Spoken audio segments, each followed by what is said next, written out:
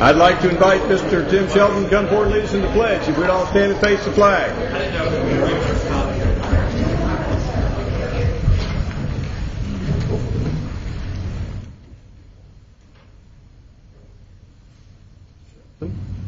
You're up. Oh, me? Yes. Well, thank you. I'm not sure if I pledge allegiance to the flag of the United States of America and to the republic for which it stands, one nation, under God, indivisible, with liberty and justice for all. This is our citizens meeting. This is your opportunity to make comments or ask questions. And there is no time limit. Council has imposed time limits on regular meetings, but there's no time limit on this meeting. There's also, it's not being televised as our regular meetings are. And if you'd like to speak, I know this young lady on the right wished to speak first if she needs to get home early. So if you'd come forward and give us your name and address, and if someone could help her with the microphone.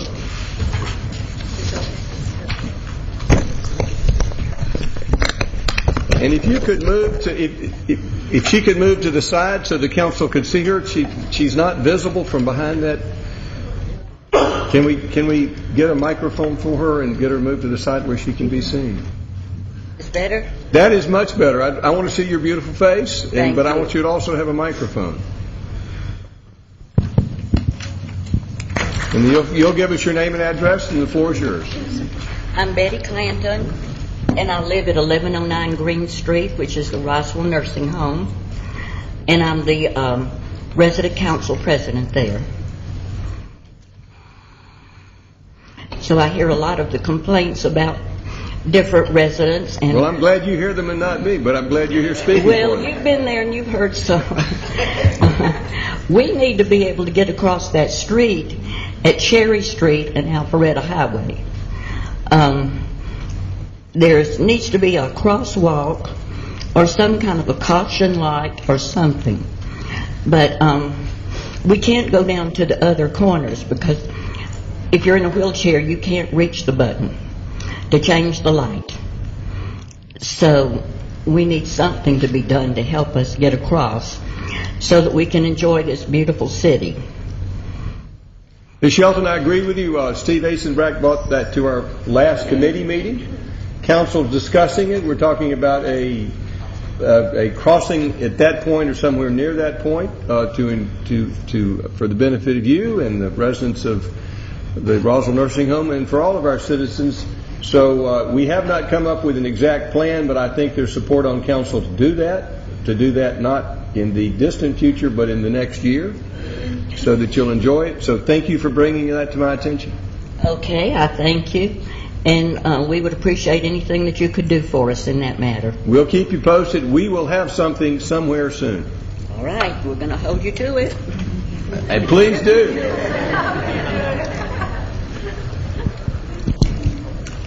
Who'd like to speak next? Yes, come forward, please.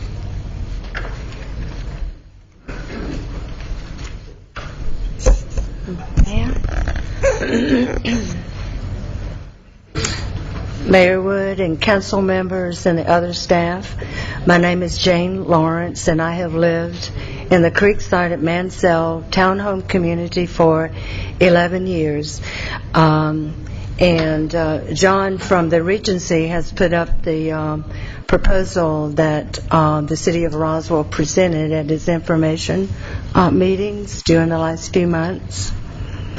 But today I'm saving time by speaking in behalf of the residents of Creekside and Regency. There are 184 homes within Creekside. Next door to us at Regency at Mansell, there are 50 homes. Many of the households have 2 or more residents. We are here this evening to express our concerns over the proposed Warsaw-Sun Valley connector, and we thank you for your time. The connector was discussed in detail at our annual meetings. There have been a lot of email blasts from our management company to the residents. So at this time, we would like to present to you all the signed petitions from both Creekside and Regency, those of us who are in opposition to the proposed connector. And I also would like for those who are in attendance from both communities to stand at this time. Thank you for coming tonight, and thank you for letting us know your thoughts. Could you bring me a copy of the petition? And Kay will pass it out to the rest of the council. I want to know, see if I had any questions. Yes, sir. Yeah. Let me read the petition for the benefit of the council. We, the following residents of Creekside at Mansell Townhome Community in Roswell, Georgia, are united in opposition to the proposed Warsaw Sun Valley Connector listed for consideration on the November bond issue. Therefore, we respectfully submit the signed petition to present to the City of Roswell Mayor Jerry Wood, its members of the council at its open microphone session on Monday, April 30th, 2012, and at 7 p.m. And there are several pages of signatures with a recent date. First of all, let me advise you that the council has not come up with a final list. It is among several projects. We have about $45 million in projects that are under consideration. More may be possible. We have, staff has told us that we're limited to $24 million in bond projects if we want to do it without a tax increase, which I think places the cap on how many would receive.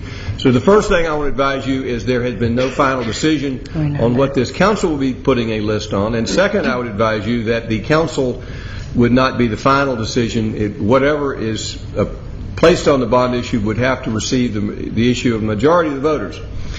So nothing has been decided, and we do appreciate your position. And if, as spokesman, it would be helpful if you could tell the council the grounds for your opposition. It would be helpful for them to understand the position. I will. Thank you. That's okay. Number one is that on your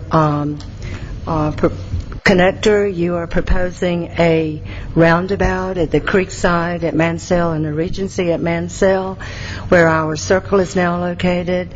One of the engineers from the city of Roswell told us that the circle that we have now is 100 feet in diameter, and we understand a roundabout requires at least 120 feet in diameter.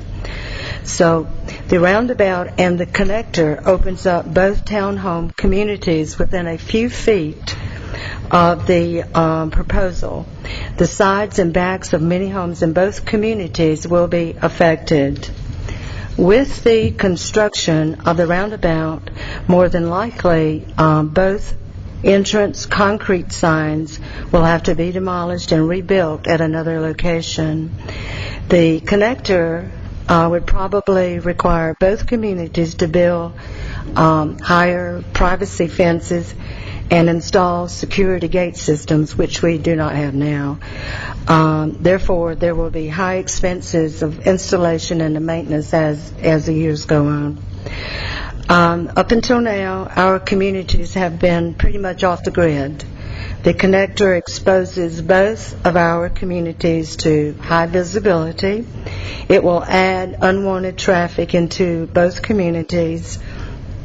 Some drivers will just want to come down for curiosity. So this could lead to increased danger to kids, our elderly, and just the residents in general. And it will also put a bullseye on our homes for those who would commit crime. Another thing is right now we have school buses that I think they're from 3 local schools. They stop at the circle and let the kids off for both Creekside and Regency. And we haven't figured out yet how that's going to take place, if a roundabout or the connector comes in. Creekside at Mansell, I know for sure, has residents with limited mobility and limited sight who travel by foot or are totally dependent on a small motorized scooter. We have elderly residents with no transportation, These residents have to shop for most of their needs at the nearby Walmart. A few residents even work at Walmart, and they don't have transportation, so they have to walk every day to work. So due to the location of Creekside townhomes, the mentioned residents have to cross the roundabout and Warsaw and to get to Walmart. So we feel like their lives will be placed in danger with the constant flow of traffic on the roundabout and Warsaw.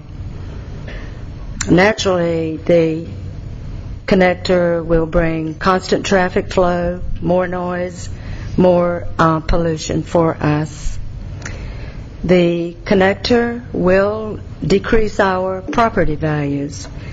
Therefore, that would decrease the tax base of the communities. The main point is both communities have already been hit hard by the changes in the real estate market over the last few years. Not only would this connector decrease property values further, it would make it much more difficult for residents to sell their houses, both during the time of construction and once it is no longer a secluded and quiet neighborhood.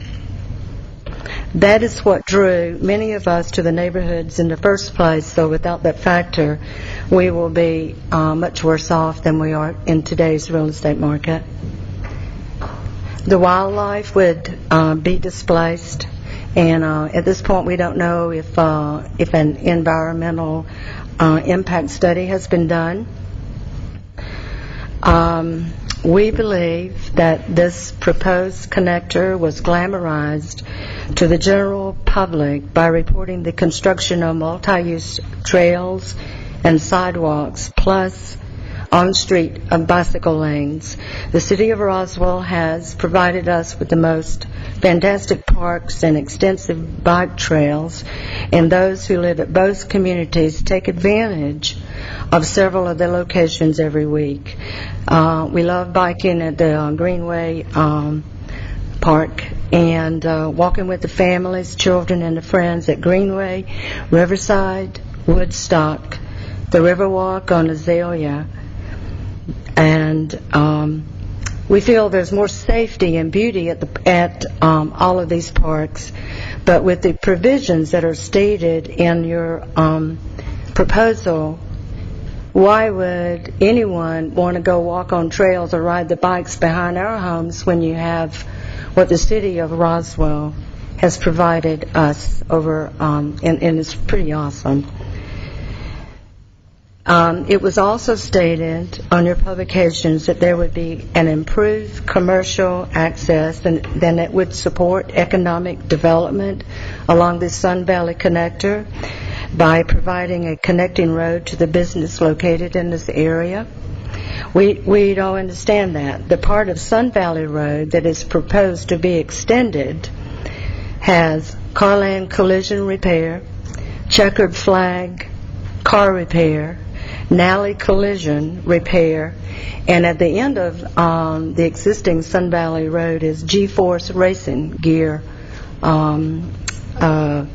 It's a manufacturing facility.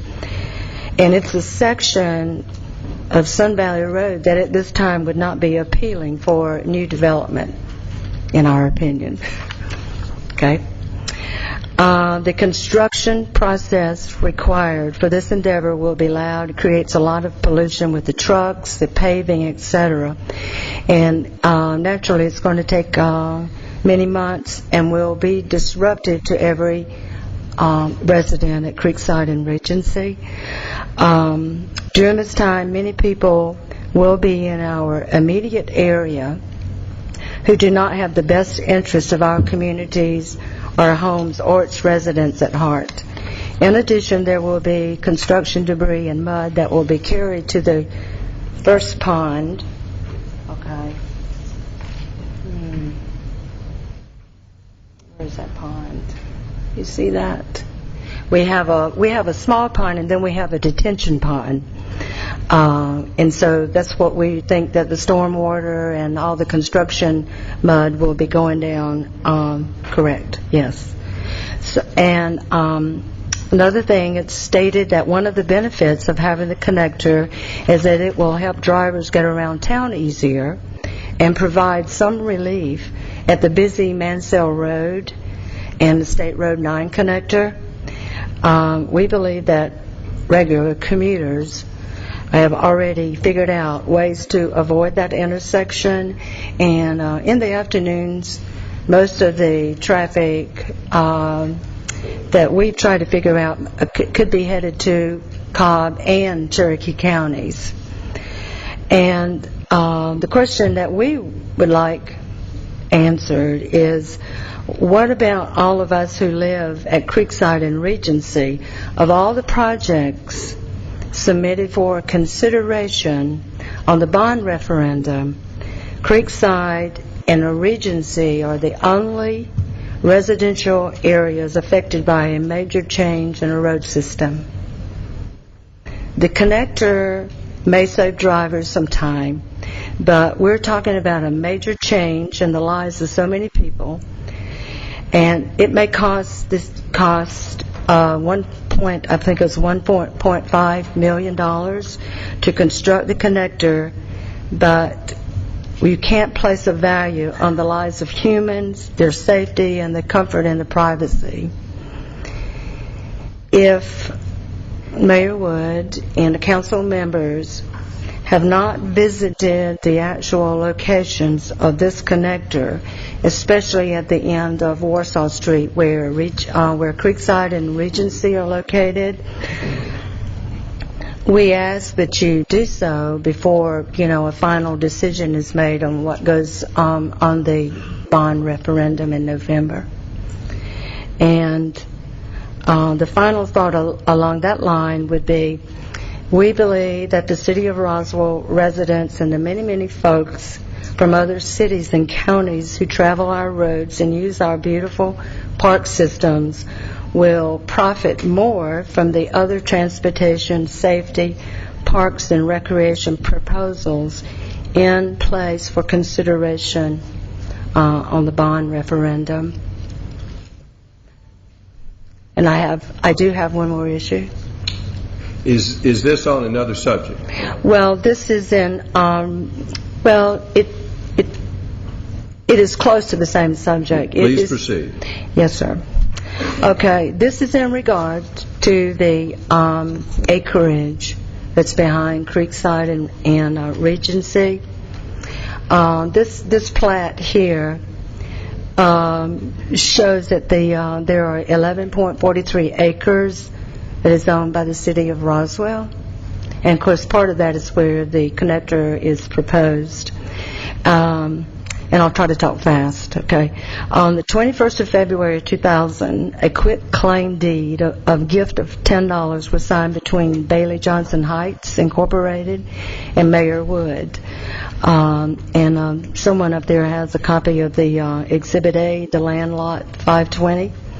On the 22nd of February 2001, another quit claim deed for $10 was signed by Mayor Wood on the same lot. On the 22nd of February 2001, two City of Roswell uniform deeds of conservation and greenway easement were signed by Mayor Wood and Brooks Land President.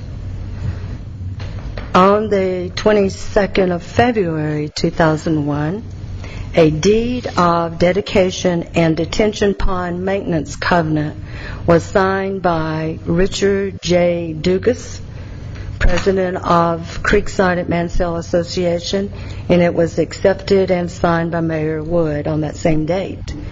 This meant that Creekside at Mansell Association would be totally responsible for the detention pond maintenance, when it is in fact, as we understand it, owned by the City of Roswell. This deed of transaction took place months before all the Creekside at Mansell homes were totally constructed by Pulte Corporation, and before Pulte handed over their company's responsibilities to our homeowners association. So we feel like we were just doomed by this transaction, and all future residents had no say-so in the matter.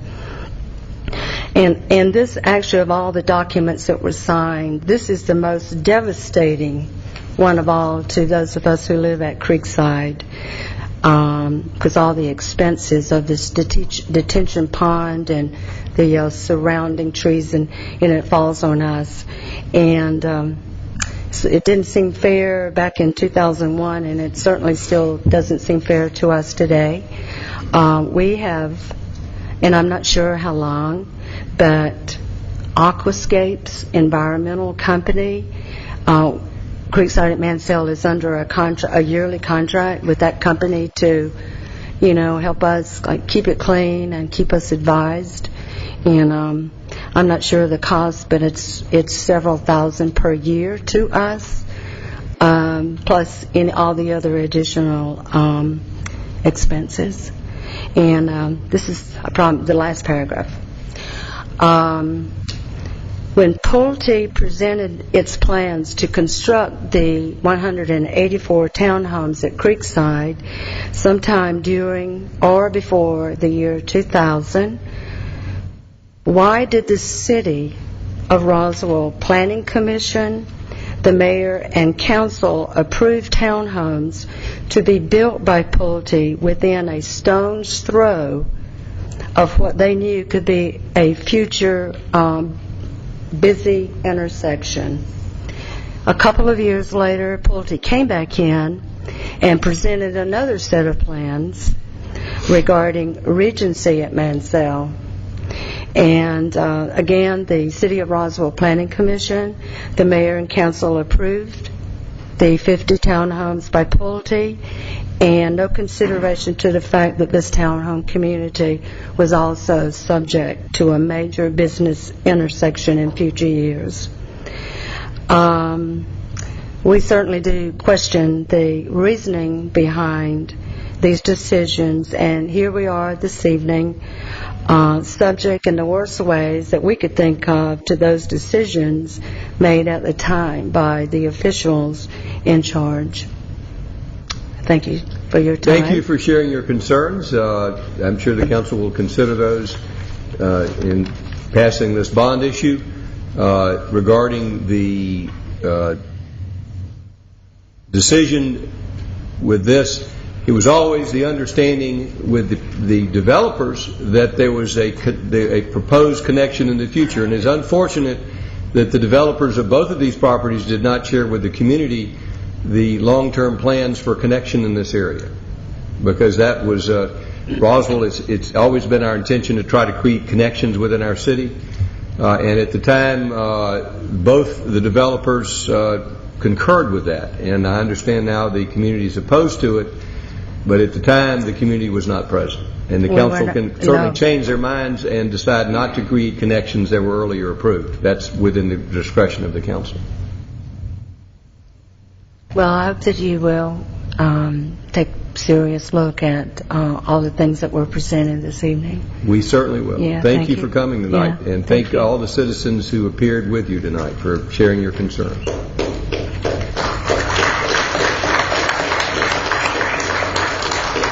Yes, sir, come forward. Good evening. Thomas Shelton, 30 Goulding Place. I'm here tonight to highlight an issue that I feel is extremely important to our community. Again, on August 24th of last year, I had a very disturbing encounter with a Roswell police officer. Feeling that something had to be done to prevent other residents from experiencing the same treatment, a detailed letter was sent to Chief Orrick explaining the situation, also copying Julie, Breckville, and Mayor Wood. This letter was sent on September 7th, 2011. On September 8th, Chief Orrick responded stating that the department took these situations very seriously and that he was forwarding an email to Uniform Division Commander Jeff Robertson. He said we should expect a follow-up call soon. On September 19th, almost 2 weeks later, after not having been contacted by anyone, we followed up again with Chief Orrick. He stated that he had failed to carbon copy Captain Robertson and that he had subsequently done so, and we should hear from someone soon. Still no follow-up. On October 27th, a month later, we emailed Chief Orrick yet again, and he finally forwarded the email to Captain Robertson on apparently that same day. On October 28th, we received an email from Michael Crow asking for a phone number so that he could call and discuss the issue further. On October 31st, a phone number was provided to Mr. Crow. No other contact was made with the city until I spoke to you last time on January 30th. At that time, I was assured that the process was working as it should, and we should expect to follow up soon. I find it interesting and troubling that no one on the council asked what my issue was or any of the details about the incident. If I felt it important enough to file a complaint and also decide to run for city council on the issue of that incident, I would expect you guys to be a little bit more concerned about it. On April 2nd, 2012, fully 2 months after I brought the issue up on January 30th, I received the following letter from Chief Orrick. Your report of misconduct by a member of this department prompted a thorough investigation of the incident described. With regard to the complaint of rude conduct by a member of this department, I have carefully examined and evaluated the evidence and determined that these charges be designated unfounded, based on the fact that no policy violations were detected in the investigation. The Roswell Police Department Policy Manual describes unfounded as follows. The investigation indicates that the act or acts complained of did not occur or failed to involve members of this department. Please be assured that we strive to provide the best possible police service and appreciate being given the opportunity to clarify such matters. The thorough investigation that the Roswell Police Department conducted never involved anybody outside of the police department. Myself, Deanne Krieger, or anybody else that was in the car on that day or witnessed the situation were never contacted.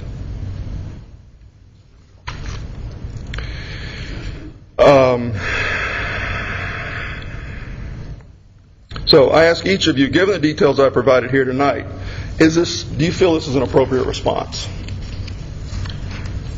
We would have to ask questions of the police officer to learn more, because I've always found that, as you said, if you don't hear both sides of the issue, you really don't understand what's going on. And what you told me is that the police didn't hear both sides of the issue in investigating it.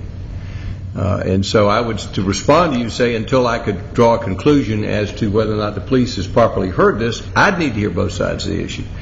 I've heard your side of the issue, and you've said it was the police didn't hear your side of the issue.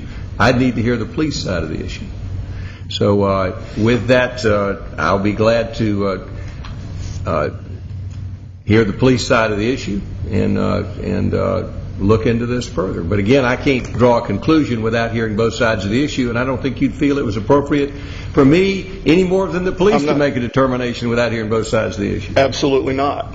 On the specifics of the incident, the fact that it took over 8 months and me having to speak to you in this fashion and also follow up numerous times with the police department to get a letter stating that it didn't happen, is that an appropriate response? It is not as timely as I would wish, but I could not tell you make a determination of whether or not they pursued it in a timely fashion until I know what they in fact did. Fair enough. I can't draw conclusions from hearing one side of the story. Okay. Got a couple other questions. Fair enough. Is there a police conduct review board? There's an internal review board by the police. Okay. Are there any residents of Roswell on that board? Absolutely, but there happen to be police officers. There are no civilian members of that office, to my knowledge. They are residents, but they're police officers. And I'm guessing you can guess my next question? No, I'm not going to guess. I'll listen for it. How do I get a seat on that commission? At the present time, you would have to be a police officer, because the council does not sit on that commission. Elected officials, staff, the only people on that review board are our police officers. And we have found in the past they have done a good job of reviewing the reports. Now, if that changed in the future, we might change it. I can tell you, in the 15 years I've been serving up here, I've been satisfied with their review process. Not all of my citizens have been satisfied, but I have been satisfied that they have done a fair job of review. I can't tell you that everybody's been satisfied, though. Well, I'm not. I can see that. I'm not disagreeing with you. And it's not an isolated incident. As I was talking to people around town during these last 8 months, it's happened to other people. So it's not an I'm isolated absolutely incident. certain you are not the only person who has not been happy with being involved with our policemen. Okay. Not everyone who meets our policemen has a happy experience, and that's unfortunate. Anybody else want to chime in?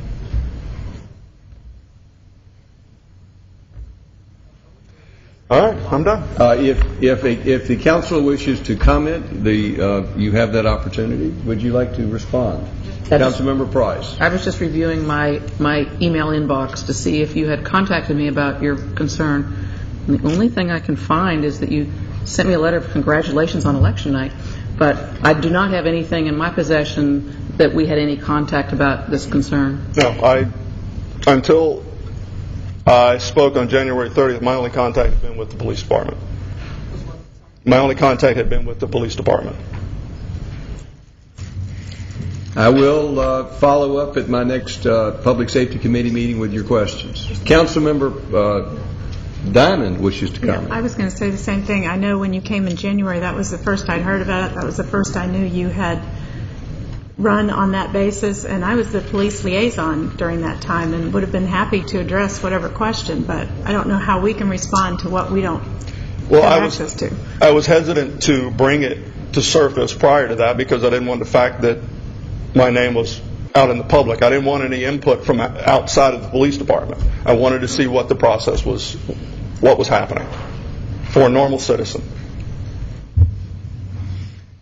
I can tell you, I go through that process too, and if I know there's a roadblock, I go through it just to see how it goes and test things too. And I always respond when I get any kind of inquiry like that. I would have absolutely responded, and that's why we're here.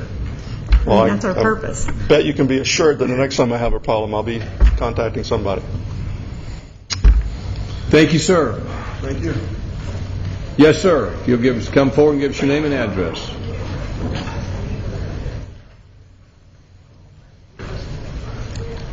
Good evening.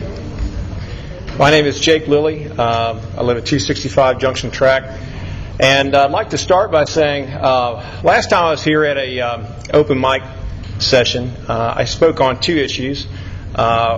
One, in fact, was the review process for complaints filed with the police department, and I'm going to leave it at.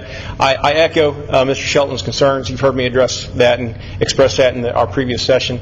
So I do encourage you to take another look at that process.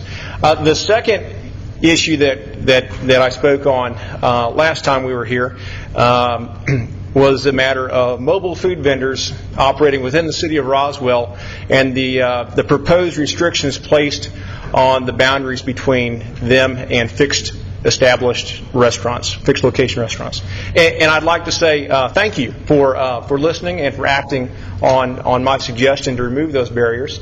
And I, in fact, attended my first Alive After 5 of the season and had a chance to speak with some of the mobile food vendors, and they were also very thankful that those restrictions have been lifted, and even went so far as to express that Roswell is now one of the friendlier places for them to do business in. So I just wanted to communicate that with you, and I know throughout the course of the evening you're going to hear a lot of complaints. So I want to be sure to be balanced and fair in what we discuss here tonight. Moving on to other matters, I have a few questions about the new security measures that have been implemented through the use of metal detectors at Roswell City Hall. I've requested a written copy of these new guidelines, but received a response from City Administrator Kay Love, in fact on Sunday, which I appreciate how fast you responded to me, that no such written policy or guidelines exist. And so my questions are probably one that any citizen would ask at this point. In particular, how did this policy come into existence?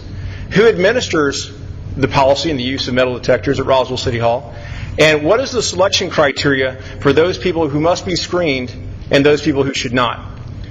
I'll try to respond to those questions. The who would be Kay Love and I, with advice from our public safety department. That was the first question, who. I think, what was the second question? How did the policy come into existence? What was the process? The process was a discussion between Kay and I following advice from the Security Council. I guess the second thing you need to, this is an interim position. It has not come to council for a vote. We felt that we had a heightened security alert, and it was to some extent an emergency, and it is in place on an interim basis. I cannot tell you what the long-term decision of this council will be. Kay, when will this be coming back up? Mr. Mayor, it'll be on the committee on May the 15th. And may I speak to the metal detector protocol? We'll get there in a minute. Okay. And regarding who goes through the metal detector, it is everyone unless you are an employee or elected official. Very well. Now, Katie, you want to add something to that? Yes, sir. Mr. Lee, when I responded back, there is no specific policy or guidelines. I spoke to a protocol. There are metal detectors that are used at 39 Hill Street in the public safety complex, as well as outside of the municipal court here outside of these chambers. And those are manned by people who are trained in the appropriate protocol and guideline from a public safety standpoint. So the Security Oversight Committee, who is made up of public safety officials, myself, the Deputy City Administrator, representatives from the departments who administer these, are the people who put these guidelines. There's not a written policy. It is our practice. We're not required to have a written policy. However, I can provide protocol. The Chief of Police can provide what that written protocol is or the training that folks have to be able to administer. We don't select specific people. As the mayor said, everyone who is visiting City Hall that's a non-city employee goes through that right now. And the council will be making a decision about the long-term security plan. They'll discuss it on May the 15th at 5 o'clock in room 220 at the committee meeting. Very well.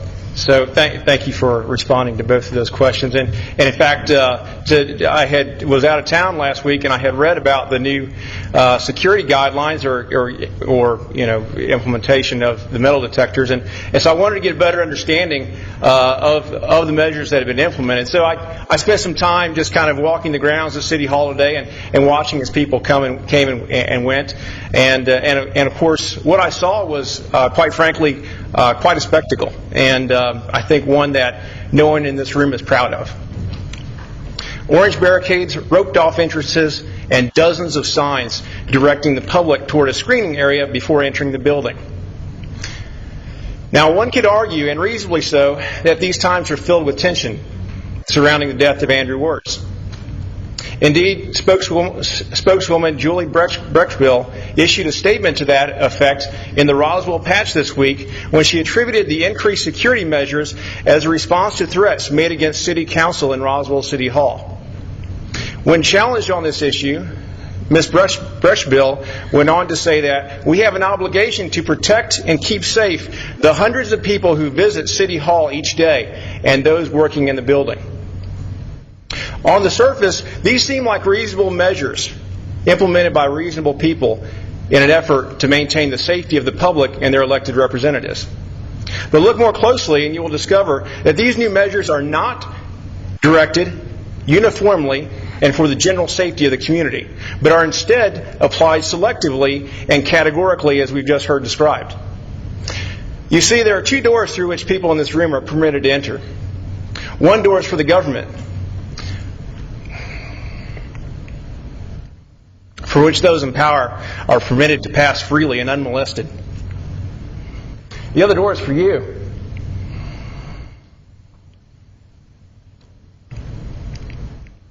So it is clear to me that the people in this room have been organized into two categories. Those who are in power and should be trusted without question, and those who are not in power and therefore must submit to inspection at the hands of police before gaining access to their elected representatives. The implementation of this policy sends a message to the community of Roswell. It says a different level of trust should be afforded to the government than to the community whom they were elected to serve. If there is one lesson that a free people have learned throughout the course of human history, it is to never trust a government that doesn't trust you. It is true that the citizens of Roswell have made assertions, accusations, and inquiries regarding the death of Andrew Wirtz. Some of these are fair, and some of them are not. However, the city of Roswell has responded with silence, the rejection of media inquiries, and the use of police powers to erect physical barricades between the citizens of Roswell and their government. These actions have only served to raise the level of suspicion and distrust within the community regarding this issue.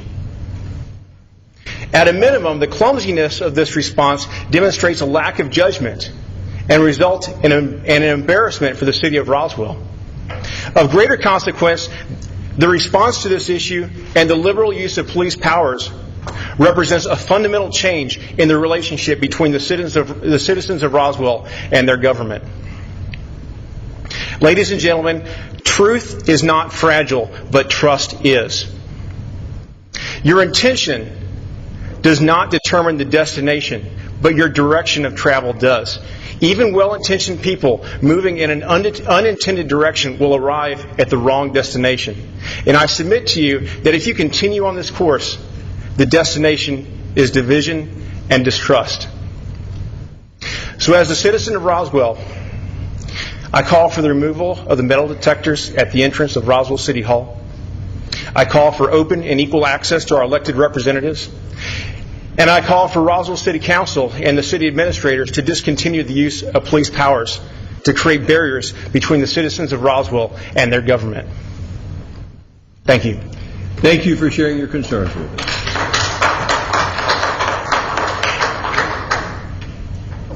Yes. That young lady had her hand up first. So if you wish to speak, raise your hands and I will try to reach everyone. Well, my protocol is raising your hand. It's less complicated. Whether you have a card or not, you can speak and fill in the card there live. So I don't have a list of cards to follow from. I just watch for hands.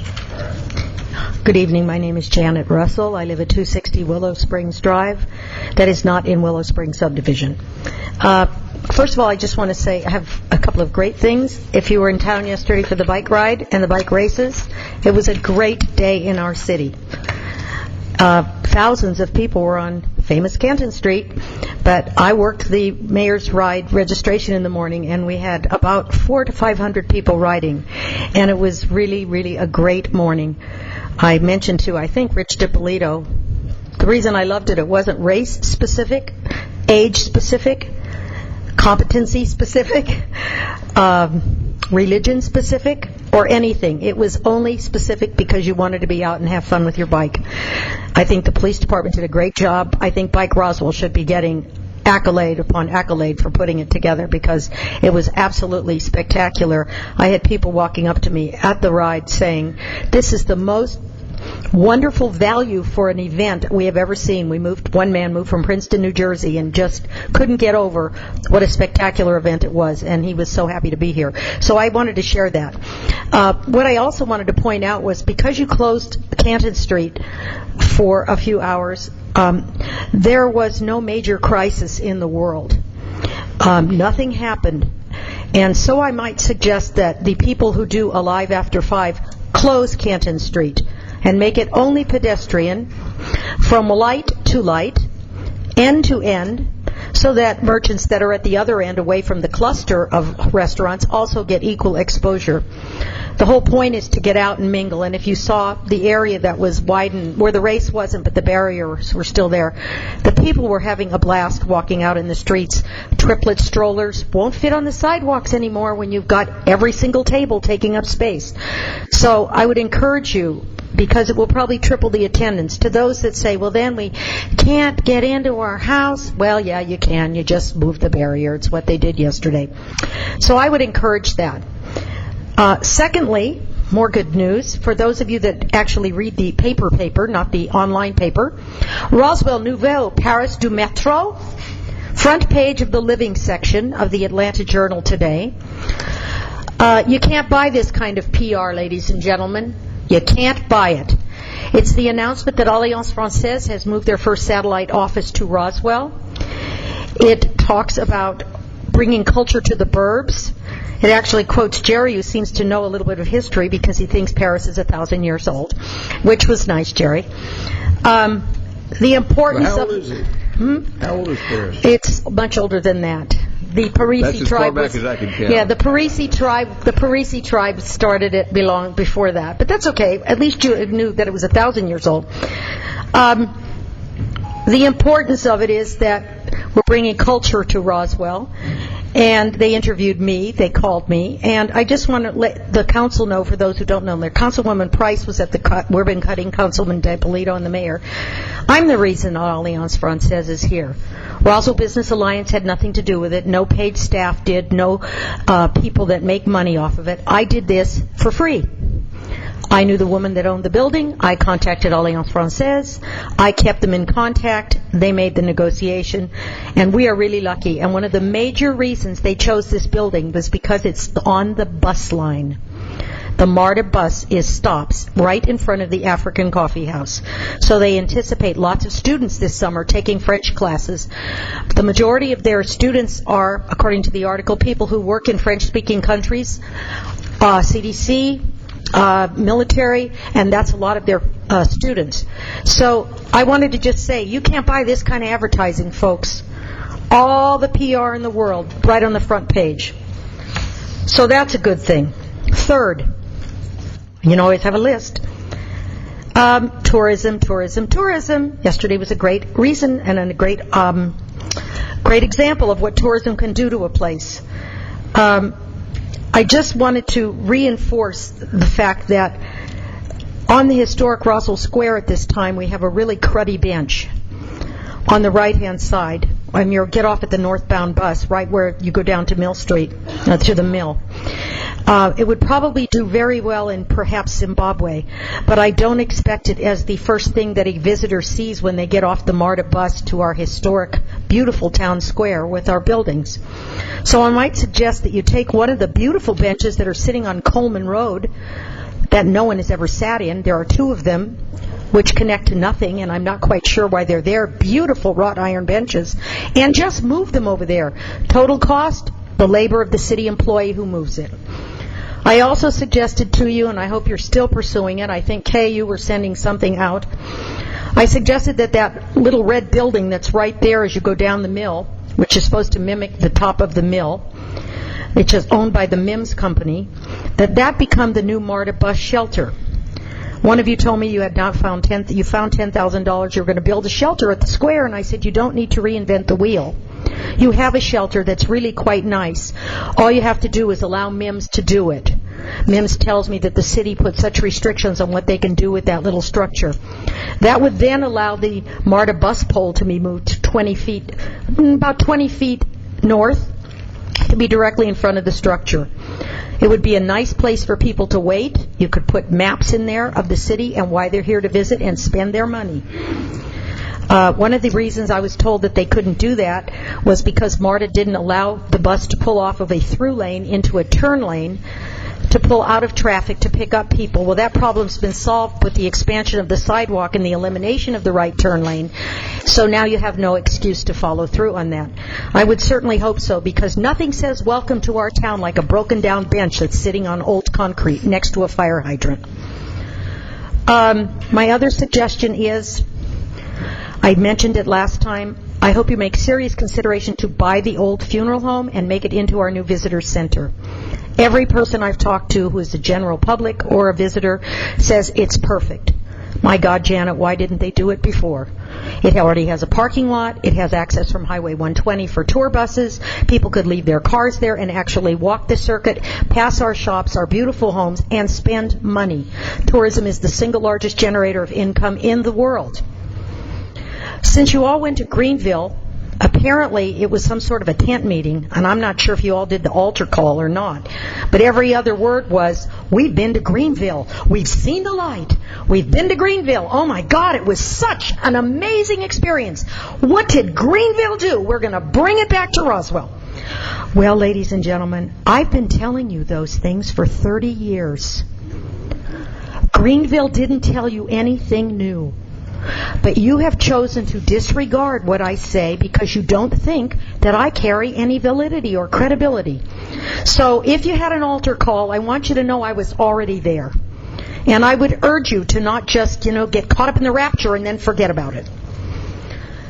Finally, I have one more thing and then a business thing. This Saturday, can anybody tell me what it is? This Saturday, what are we celebrating? Cinco de Mayo. That's the American-made holiday to drink margaritas. It has no historical significance in Mexico. Independence Day is September 14th. But everyone will, of course, use that as an opportunity to go out and celebrate Mexican culture, basically ignoring the Mexican people that live here.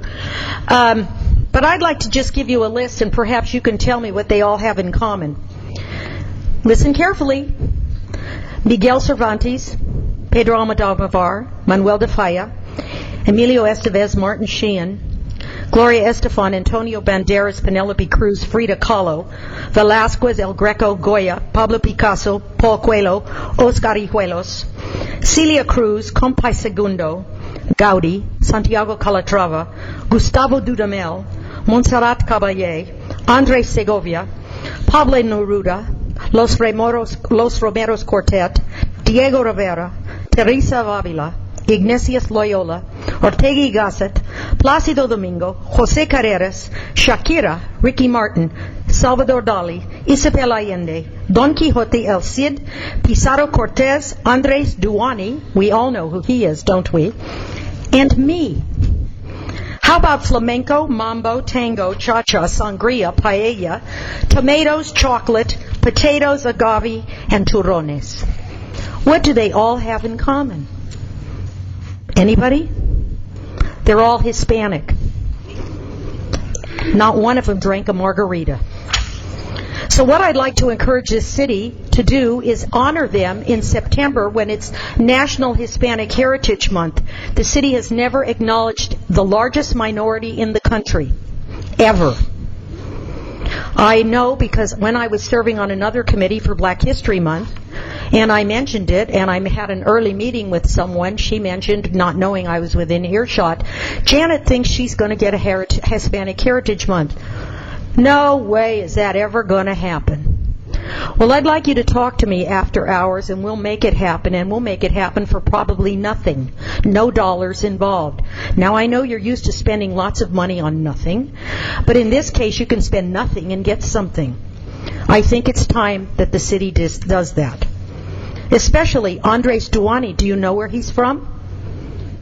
Cuba. And you forgot, I'm the last one, me. I'm the most unfamous Hispanic in the town, but when I moved here, I was the only Spanish-speaking person in 1973. Finally, a matter of finance. I bank at the Bank of North Georgia. And recently I found out that the city pays a courier to take their deposits every day to the Bank of North Georgia. And yet the city bought a thing called the Big Red Box a year ago that would allow them to do some sort of electronic transfers of all their funds to eliminate the courier. The Bank of North Georgia spent a lot of money buying a program that would work with the city of Roswell's banking. 1 year later, the city hasn't programmed the Big Red Box, and we're still paying every day for a courier to do our deposits, when the cost once it's installed is $79 a month, approximately. I'd like to know why in the heck did we buy a Big Red Box, take 1 year, we can't program it, and we have to have a courier? That's probably, I don't know what couriers cost, but nobody's working for $10 a day. So we're probably spending $20,000 a year when we could be doing it for $79 a month. Something's wrong. If you say, well, it's only $20,000, Janet, that's nothing. You know, we have a multi-billion-dollar budget. I'm sorry, I'd rather have all that money give a bonus to our city employees, most of whom can't afford to live in this city. Or our police officers that have to take second jobs because we don't pay them enough. Or we've raised their health insurance fees. But to waste it because we can't get our act together, and I hold the top in charge. I hold the person at the top, as the responsible person for not managing that. 1 year the red box hasn't been used. Why buy it? Why use it? Because you have a courier every day, and you're wasting your money. Let's like to begin being the man at the top and the person that is responsible for managing the city to ask my city administrator to respond to the comments about the courier and the red box, and if she could bring us up to date on where we are. I don't know about the red box. Ms. Russell, I don't know to what program or that you're referring to. Related to the courier service, we did implement the ability for us to have ACH and EFT conversion of checks that the city receives. That has been implemented and underway for a while. I don't know the exact date, but I can find that. But we still do take large amounts of cash from people, so related to court services, or people may come in and pay their water or sanitation bill in cash. So that is what is being couriered to the bank. We additionally provide reports to them with that courier, but that is the service that we pay for. And I will find out about the red box. Because 3 different upper middle management people mentioned exactly the same word, not knowing I had spoken to someone else. Okay. They all said the same thing, and it was months apart. And, you know, there's no reason to spend money if you don't have to. We have other places, like putting a crosswalk in for the lady who lives in the nursing home. I know we have we implemented red flag program, but that's not related to the. Well, I can assure Ms. Russell that if there is an opportunity to save money, whether it's $200 or $20,000, this city council and this city administration will take advantage of it, and we'll look into your suggestion. I first want to thank you for volunteering for Roswell Criterion, and we have some representatives of Bike Roswell here, and I would like to thank them for putting on the mayor's ride this morning. It wasn't so much my ride as the citizens' ride, regardless of the name, and I do appreciate your putting that on. And I want to thank the council for approving that in the budget this year, and I hope you'll approve it in the budget that I present this year. It was a great event. It was a better turnout than ever, and I expect it to even be better next year. So I want to thank everyone who made that possible.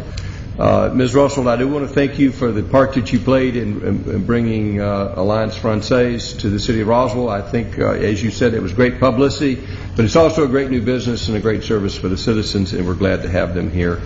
And we do appreciate all of your ideas. I can assure you that you're not the only one that council doesn't accept their ideas. Sometimes they don't accept my ideas. But that doesn't mean they don't listen to us. It just means that not all of our ideas are first priority, and we have to make decisions on what to move forward. So thank you for coming tonight. And who would like to speak next? Yes, sir. Come forward.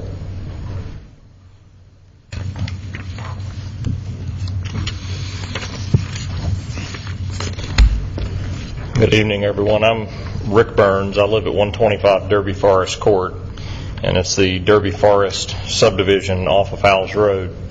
I submitted to the mayor earlier tonight the agenda that I wanted to speak on as far as a concerned citizen about the proposed roundabout to be placed at Howells Road and Hembry Road. In general terms, or in summary, I feel like that's a very bad idea for that area for the following reasons. I'll highlight those to you. I feel that there are issues associated with the safety, the water management, noise and air pollution, integration of the issues that have been brought about in some of the area meetings, and also the wasted tax dollars that I believe are something that we should strongly consider here. Earlier tonight we heard some other citizens speaking about concerns about safety, crosswalks, and the like. With this proposed roundabout, there is currently no method for forcing traffic to stop in that roundabout when someone tries to cross the street. As we all know, that's a Georgia highway there with a lot of traffic, truck traffic, and a lot of cars. It is a 35-mile-an-hour zone, but I think it would be a fair representation to say very few days of the week go that road is controlled by the Roswell City Police Department at that speed. There's just no way to manage that street in its current configuration.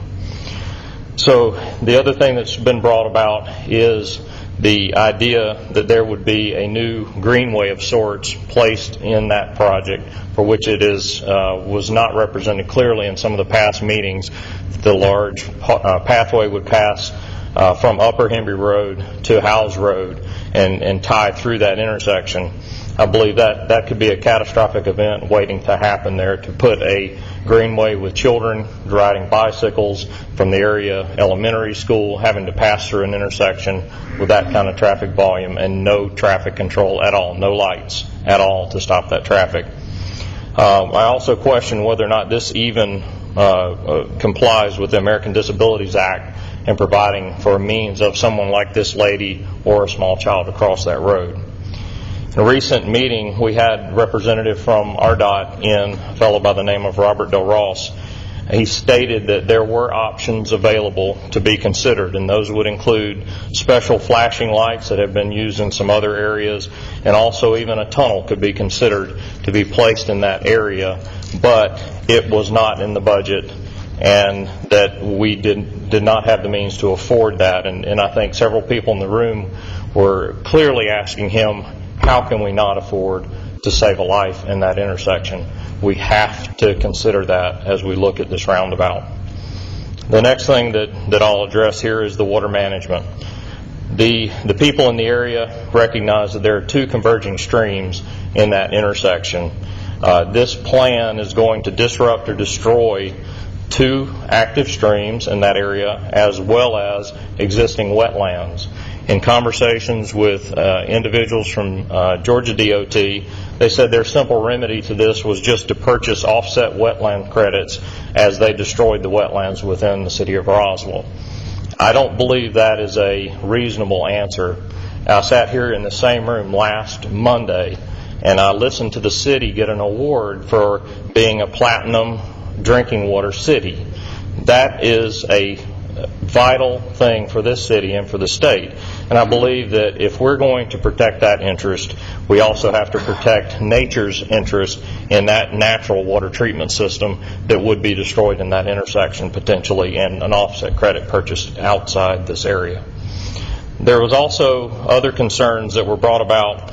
They were not clearly outlined in the drawing that was presented to the city, and that was the fact that due to the increased and existing non-permeable soil surfaces there and the car traffic running up and down that area, it's going to leave a lot of residual oils, fuels, and rubber residual that will have to be managed.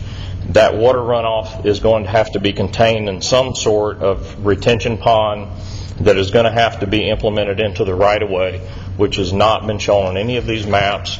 None of the residents of Hembry Grove were made aware of that. They felt very left out in that area. They were not of a clear understanding. The city said that that was something they could not present to us for now. That's when I say the city, RDOT. And I don't think that's an accurate statement. I think WRS, who is the engineer, could clearly determine what that size and the impact would be on that neighborhood. And it has not been done to this point, but I think it's a big issue.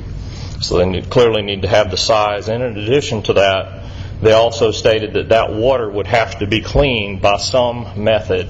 That also has been undetermined. We don't know the size, shape, or style of remediation equipment that would have to be used in that area.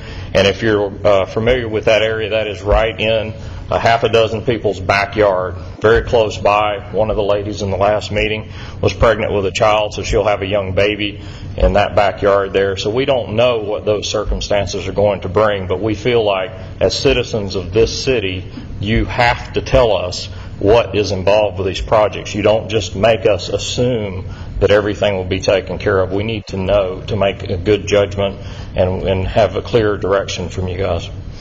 Another thing that brings about concern with me being in that neighborhood right near the intersection is the increased noise and air pollution that I believe is going to be impacting that area. And that discussion idea there comes about because of the fact with a controlled traffic light scenario that we have today, when traffic is not approaching the intersection, traffic is allowed to flow unimpeded until it's triggered by an oncoming car. with this new proposed roundabout is going to force every single car from every single direction to come to a practical stop and then have to accelerate. So we're going to have multiple issues there of acceleration, deceleration with automobiles and big tractor trailers. As many of you know that area, we've begun to see more and more traffic from some sort of garbage disposal service that's driving 18-wheelers up and down that road at a very steady pace constantly, and they're already beginning to use their engine brakes, which are very, very loud. And in that case, we would have every single truck having to come to an extreme slowdown, if not a stop, as they approach that. So I'm concerned with that noise and that air pollution in that area. There also, there were some statements by the neighbors that are going to potentially lose part of their front yards with the issues that were brought about with conflicting statements that we've been given as citizens as they are associated with the short-term and long-term plans of both the city and the state. Mr. Del Ross stated at the March 26 meeting that the roundabout proposal only considered the next 5 to 10 years of road changes in the area. Then at a follow-up meeting just a few weeks later, he stated that it accounted for the next 15 to 20 years. When questioned about that, he was not clear on exactly what he may have said. Then he also stated there were no other projects absolutely on the horizon for Howells Road or Hembry Road. This was in part, in his words, due to GDOT's understanding of the strong opposition of the residents along Howells Road. And they felt like there was no reason to push that issue any further. It's come up in the past, and everyone opposes that. He, at that time, was presented with a list of projects by a lady in the room, and it included the expansion of that road. When he saw that, he said that that was basically a wish list that was from the city, or not the city of Roswell, but from the state, not likely to ever occur, again referring back to that opposition that he did not think that they could overcome. Did a little research myself to find out where that lady got that list from, and it was actually the list that's published online now from the regional transportation referendum that's proposed right now, or a 1% sales tax option that's going to be imposed on the people of this area if we don't vote that down. And on that, curiously enough, we have to vote on that on July 31st of this year. There is a project, by the way, that's known as TIA-FN 036 Howells Road for $18 million to dramatically impact that road. They're intending to widen and improve Howells Road all the way from Rucker Road all the way to Mansell Road. But yet your official at RDOT was not even aware of this project. I find that a little challenging to even believe that a professional in the industry would not know about such a well-publicized project. But I believe it needs to be considered as we look at the roundabout and any other project in that corridor. Local related concerns that seem to pop up that we would like for you to consider, or I would like for you to consider, that people face the challenges of here rather than just run to the roundabout, is the turn arrows that might be considered out of the Hembry Grove subdivision. That is one that was asked for by several people in that neighborhood, which leads to a challenge in that intersection at Upper Hembry and Hembry Grove subdivision. They also need sidewalks in that area. It seems that my experience in living in the city for 8 years, the only way a sidewalk gets built outside of the downtown area is if a builder is building something new, and then that is put on his back to build that sidewalk. We have not got interconnecting sidewalks anywhere close to the schools in that area, Hembry Springs Elementary, to name one, to one of the larger subdivisions in the area. And that also is part of this proposed project for the roundabout, but we were advised that this money is even not approved. This is going to be an optional item for both the greenway portion and the sidewalk portion. So that's a real disappointment that we see right now, is we're not interconnecting all these patchworks of sidewalks in the area for the children. Then the turn lane for northbound Howells Road was mentioned, turn lane westbound for Hembry Road.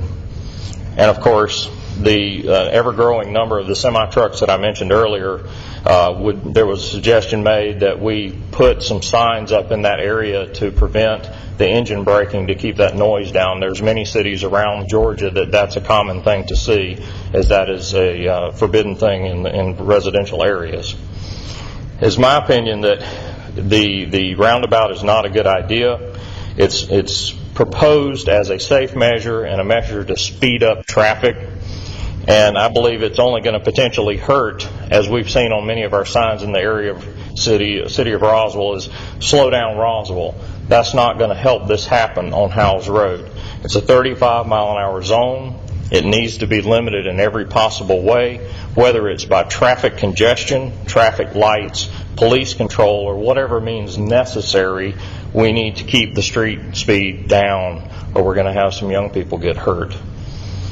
The tax dollars, I believe, is viewed in different ways by different people, but I have seen in that very intersection this city waste money. There have been crosswalks to nowhere, crossing lights leading into the woods in the area that have no sidewalks and no plan for sidewalks anytime soon. As a Georgia taxpayer, I don't see this project or any other project as a free gift to the city of Roswell or anybody else. Somebody has to pay for it, and I don't believe that this is a good project for us or my tax dollars. I thank you for your time. Thank you for sharing your concerns. First, I'd like to talk with Steve Asenbrack to address if there are plans for House Road, and I get confused from time to time. I know there's some roads they talked about some corridor improvements, some not widening. I don't know I can't remember specifically what the plans are for House Road. If you could go over that. Mayor, in the Transportation Investment Act. In the Transportation Investment Act, there is one of the 3 projects that Roswell currently has in the list of projects for the metro area include a operational improvement. It's actually a partnership project that we work with 2 other municipalities. It's a joint venture, you might say, between Milton and the city of Alpharetta and the city of Roswell. And the idea is that we're all sharing in some of the burden that the Cherokee County commuters put on our city. So there'll be a section in Milton that will widen Arnold Mill to 4 lanes. That's in the city of Milton. That's in the city of Milton. That's basically from the Cherokee line, which is at the river, and down to Rucker Road. At Rucker Road, the cities of Roswell and Alpharetta agreed to share the burden by, yes, widening Rucker and widening Howes, but not adding any more capacity to the road. So we delicately have to thread this needle and say there will be a center turn lane added to both Howes and to Rucker, because as everybody who travels those corridors know, if you have one left-turning vehicle and you have nowhere for that left-turning vehicle, a left-turning bay, if you will, then all the traffic stops behind it. So the idea is to add basically a center turn lane where appropriate, not a third lane everywhere, but only in turning locations to facilitate the safe movement and the safe turning movements along those 2 corridors. So both of the cities agreed to those, and that is part of the $18 million project that the gentleman referred to. All right, now, it was characterized as the purpose of the roundabout was to speed up the traffic. So I interpret that as to increase the rate, the average speed on that road. Has that been our experience with roundabouts? No, sir, it's not. Basically, the national trends are that the roundabout does not stop traffic. It's called a yield condition. I'm talking about the speed of the traffic on the average. Generally, they slow down around the roundabouts. So we would expect the roundabout to slow down traffic, not to speed up That's traffic. correct. Yes, sir. Now, there was a comment that the city only puts sidewalks in the downtown area. Where do we put sidewalks in Roswell? Mayor, I could, let me just start with a few. We just added sidewalks to Hembry Road. We added sidewalks to Howes Road. We added sidewalks to Howes Way. I'm sorry, Howes Way, not Howes Road. Howes Way by the Andretti karting facility there. Goodness, we've added... So, and what is the city's priority on where sidewalks go in? Mayor, we have about 150 sidewalk projects currently on our list. They're both staff-generated and citizen-generated, and we go through a matrix where we score these as far as value, but then we bring those to our Transportation Committee for recommendations. The sidewalks current policy near is schools halfway and parks. around a school and a park is our current policy, and that guides our we also look at decisions. connecting existing sidewalks. Yes, sir. So We fill in the gaps wherever we location can. within one part of town is not part of the priority. We're trying to locate it near schools and parks. That's and correct. Connecting sidewalks. Yes, sir. Thank you for that. Now, it's my understanding that we have not completed the engineering process because this project has not received a final green light. For the House Henry Roundabout? Yes. We are in the development project of the scope of the work of that project. Will Yes, that sir. engineering address water management? Yes, sir. Will it address the safety of pedestrians? Absolutely. Will it address runoff from the road? Yes, sir. Will it address noise and air pollution? Yes, sir. Thank you, sir. I appreciate those comments. No, sir. The practice in the city of Roswell is to give every citizen a full opportunity to ask all of their questions. If you'd like to follow up later or after this meeting, you can talk to Steve Asenbrack. But as far as the practice, we want to give everybody a full opportunity to ask all of their questions. But we wanted to make sure we got all of your questions and we responded to it. If you'd like to follow up with questions with Steve, you're more than welcome to, and we're not restricting access to either him or to this council. Anytime you'd like to come to City Hall and talk to us or call us or email us, we'd be glad to respond. Councilmember Price is in charge of the Transportation Department. I see she has her liaison to the Transportation Department. I see she has her hand up, and I see she'd like to respond. Yeah, I just wanted to mention that we are looking at the prioritization of the sidewalks, because that was an area that I thought needed a little work. So we discussed that at the last committee meeting, and we'll be focusing on that a little more in the future. So please give me a call, and I'll give you an update, or I'd love to have your input. Who'd like to speak next? Yes, sir. Come forward.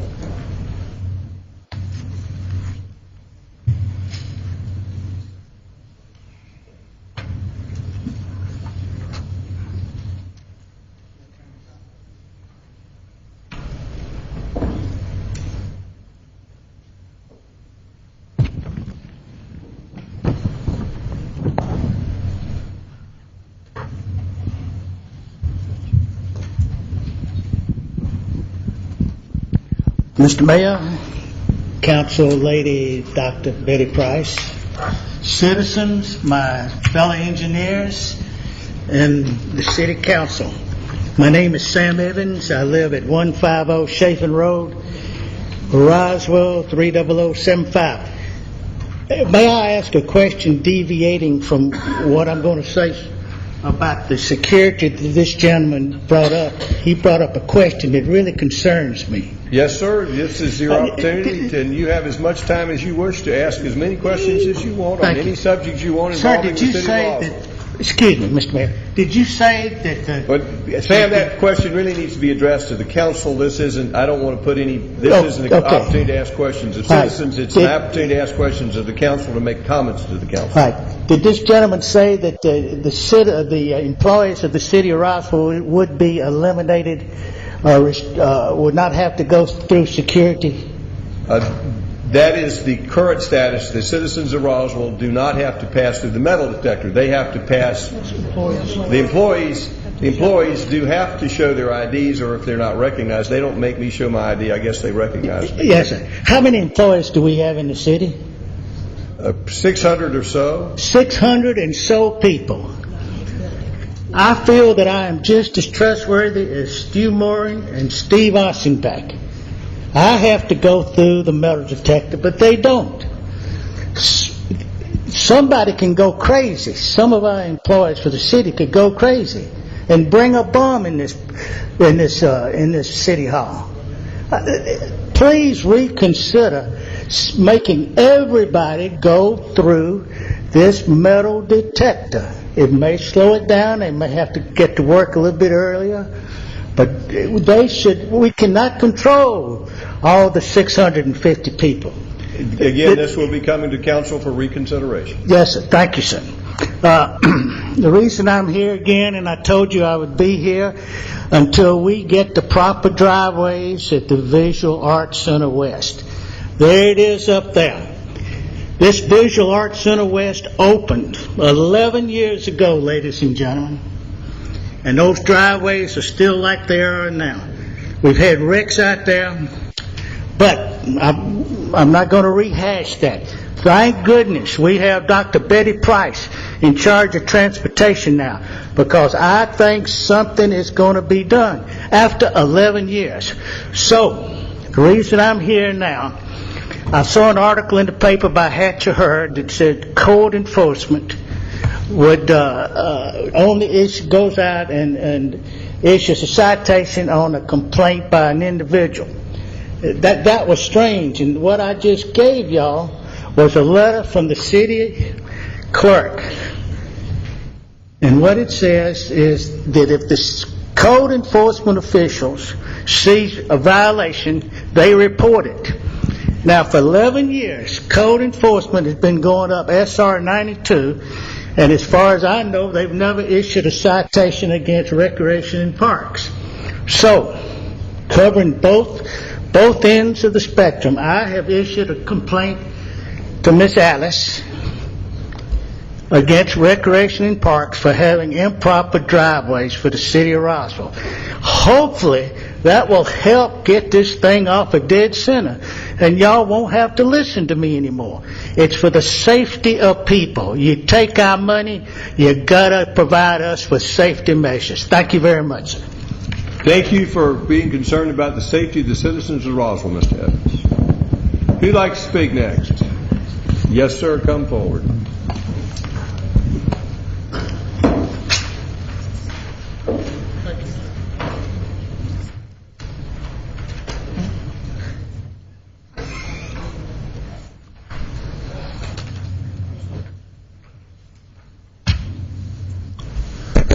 Lee Fleck, Martin's Landing. I want to begin with the text of my blog on the patch, which I know the city routinely monitors now, but more so for those here this evening who may not have had the opportunity to have read the irregularities noted in the outside auditor's appraisal of the comprehensive financial annual report. During Roswell City Council's meeting of April 23, 2012, the result of last year's comprehensive report was released. It must be noted that these results were released some 10 and a half months after the fiscal year 2011 ended. Now, Mayor, you said last Monday that the auditor's report was not part of the city's. No, sir, that's not what I said. Sir, I challenge. May I finish? No, I just wanted to correct that that's not what I said. When someone says that I said something that was incorrect, I respond. That's exactly what you said last Monday night. You should recheck the tapes.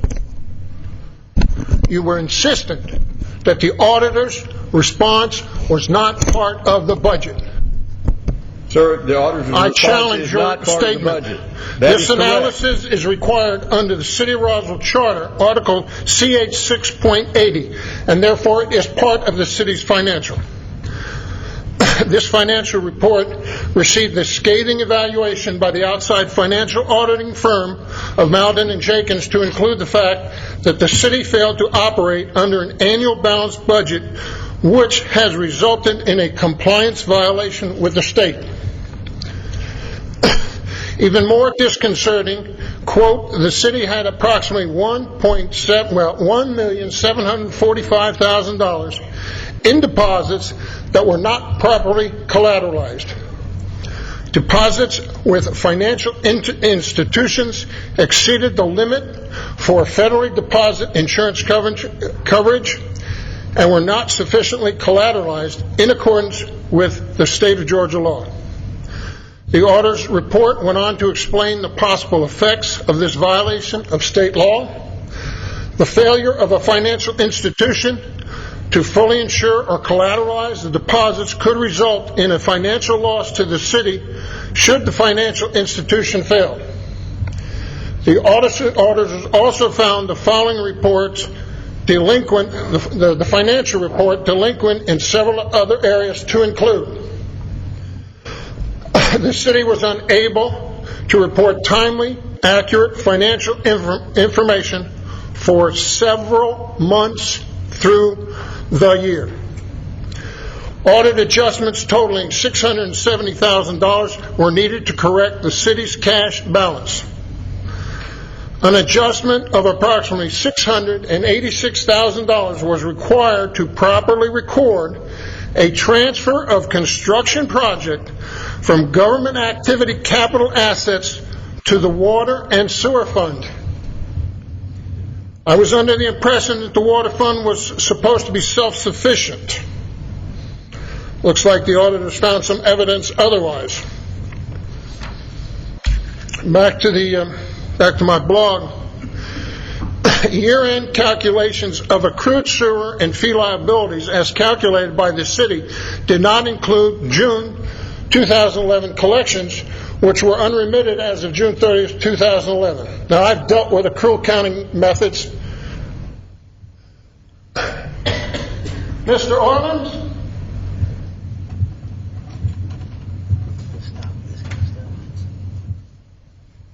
That's how interested our councilmen are. They sleep. I have several questions for you tonight, so you best wake up. Mr. Fleck, I'm just I've making dealt notes with of what accrued he's accounting speaking. all my business life. Those are plug numbers. Mr. Fleck, I would like to address you and Mr. Orleans. Comments from the floor will be addressed to the mayor. Questions can be addressed to the council. Questions will not be addressed to council members. Council members will not respond unless I recognize it. So if you have a question, you can address it to me, or you can address it to the council in general. But we're not going to have any personal confrontations between citizens and council members. I have Thank questions. You, sir. You may proceed. You may answer your questions. You may make your comments. Question? No, I'm not done yet. If the council will wait until Mr. Fleck is finished, we'll take questions. It's to the mayor.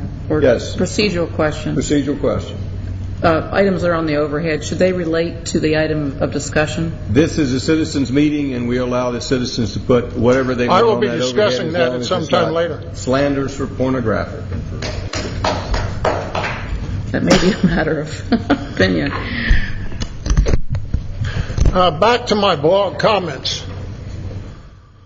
Audit adjustment was required to correct current year grant revenues, and adjustment of approximately $72,000 was needed. That's peanuts. What's $72,000 amongst friends? The city adopted budgets to utilize fund balance reserves to fund current period expenditures in the amount of $1,581,000 in the federal grant funds and $1,800,000 in the American Stimulus Recovery Fund. Additionally, the city did not amend the original budget in either fund in the amounts to ensure the city was operating under an annual balanced budget. Well, I've been talking about that for a while. Internal controls and cash reporting procedures were not sufficient to facilitate the accurate and timely reporting of the city's overall cash priorities, and that government had not accurately posted general ledger adjustments associated with accounting or reconciling bank statements. And the most disconcerting, quote, the city cash bank reconciliations for June 2011 were not provided to us, the auditors, Malley and Jenkins, until November 2011, which conveniently was after the last election. That the delay in cash reporting procedures caused the city's year-end closing process, and therefore the audit, to be sufficiently delayed. The auditors emphasized that the cause for these irregularities were lack of oversight and supervision.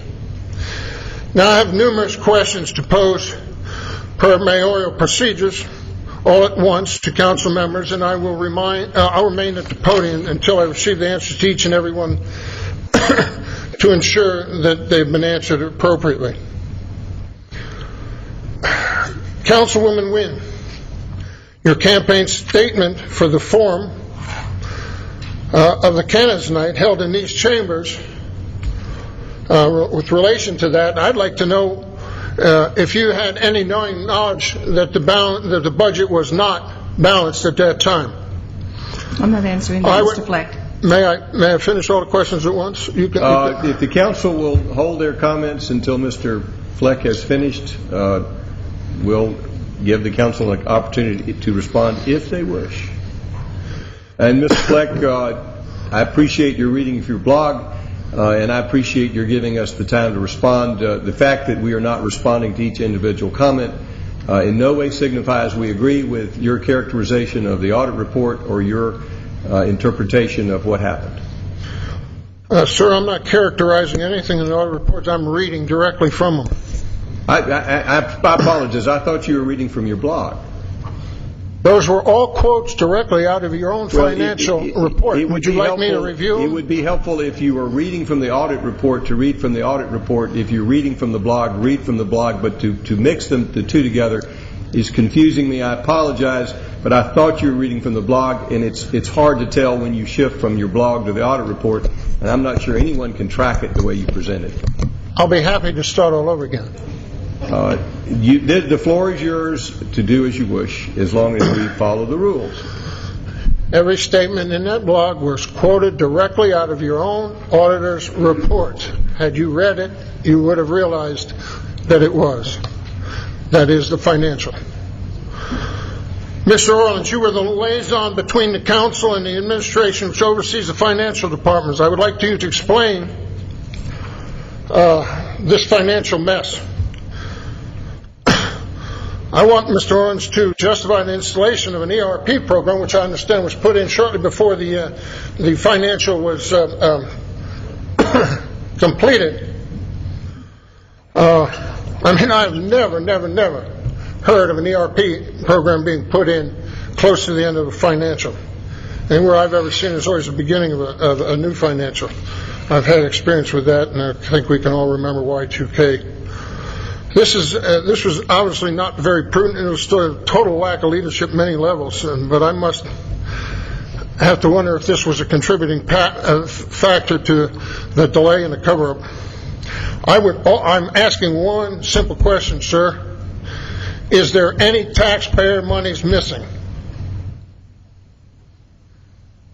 A week ago, during the first televised council meeting, it is now apparent that you all did not want this type of dirty laundry publicized. The presentation was a farce. There were no overhead presentation that was available for the public to see or question. No auditors were present to respond for their evaluation. I even asked, where was the report? In my mind, red flags were going up everywhere. During last Monday's first ever televised council meeting, the only council person who raised a question was Betty Price. And I understand that Councilman DiPolito, who is the current liaison to the Financial Commission, didn't feel that was appropriate. Well, Mr. DiPolito, sorry that you're saddled with this mess, but I think it was dropped in your lap, and I think you're to be upset with Mrs. Price. I think you should show your concern elsewhere, especially to the individual who was overseeing those departments before you got them. I'm really not interested in Mrs. Love elaborating on anything. I think that you answered your positions last week. I think the finance department admitted its guilt, and it was incorporated in the final statements of the auditor's report for each section. Mayor, I heard your position on the audit. You didn't think it was appropriate, and you may be saying I'm grandstanding if you wish, but I'm the one who's reported these financial irregularities to the public, to the media. And that was your collective job, not mine. Tonight I want responses from the council people to what I've asked.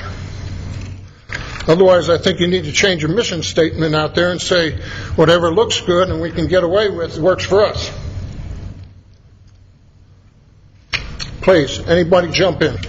Mr. Fleck, do you have any more questions or comments to make? Yes, I have additional comments. Then you may proceed. This report right here is non-inflammatory. It's not insightful.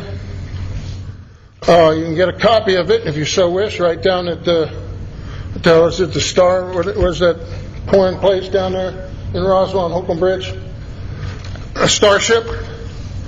And I think one of the concerns of the author of this was very interested in getting this situation back on center and away from the right wing, which you missed a golden opportunity when you did not allow the visiting reporters to inquire and answer some of their accusations. I thought that was really a gross mistake on your own part, not to try and address the accusations of those people that came up here. They were professional media representatives, and you came so close to violating the First Amendment, I'm surprised you didn't wind up getting sued. I'm going to have a seat now, and you can respond if you so wish. Those that don't respond to my questions, I will assume that my statements are correct. Mr. Fleck, thank you for your comments. I will recognize the council after I give Mrs. Love an opportunity to respond.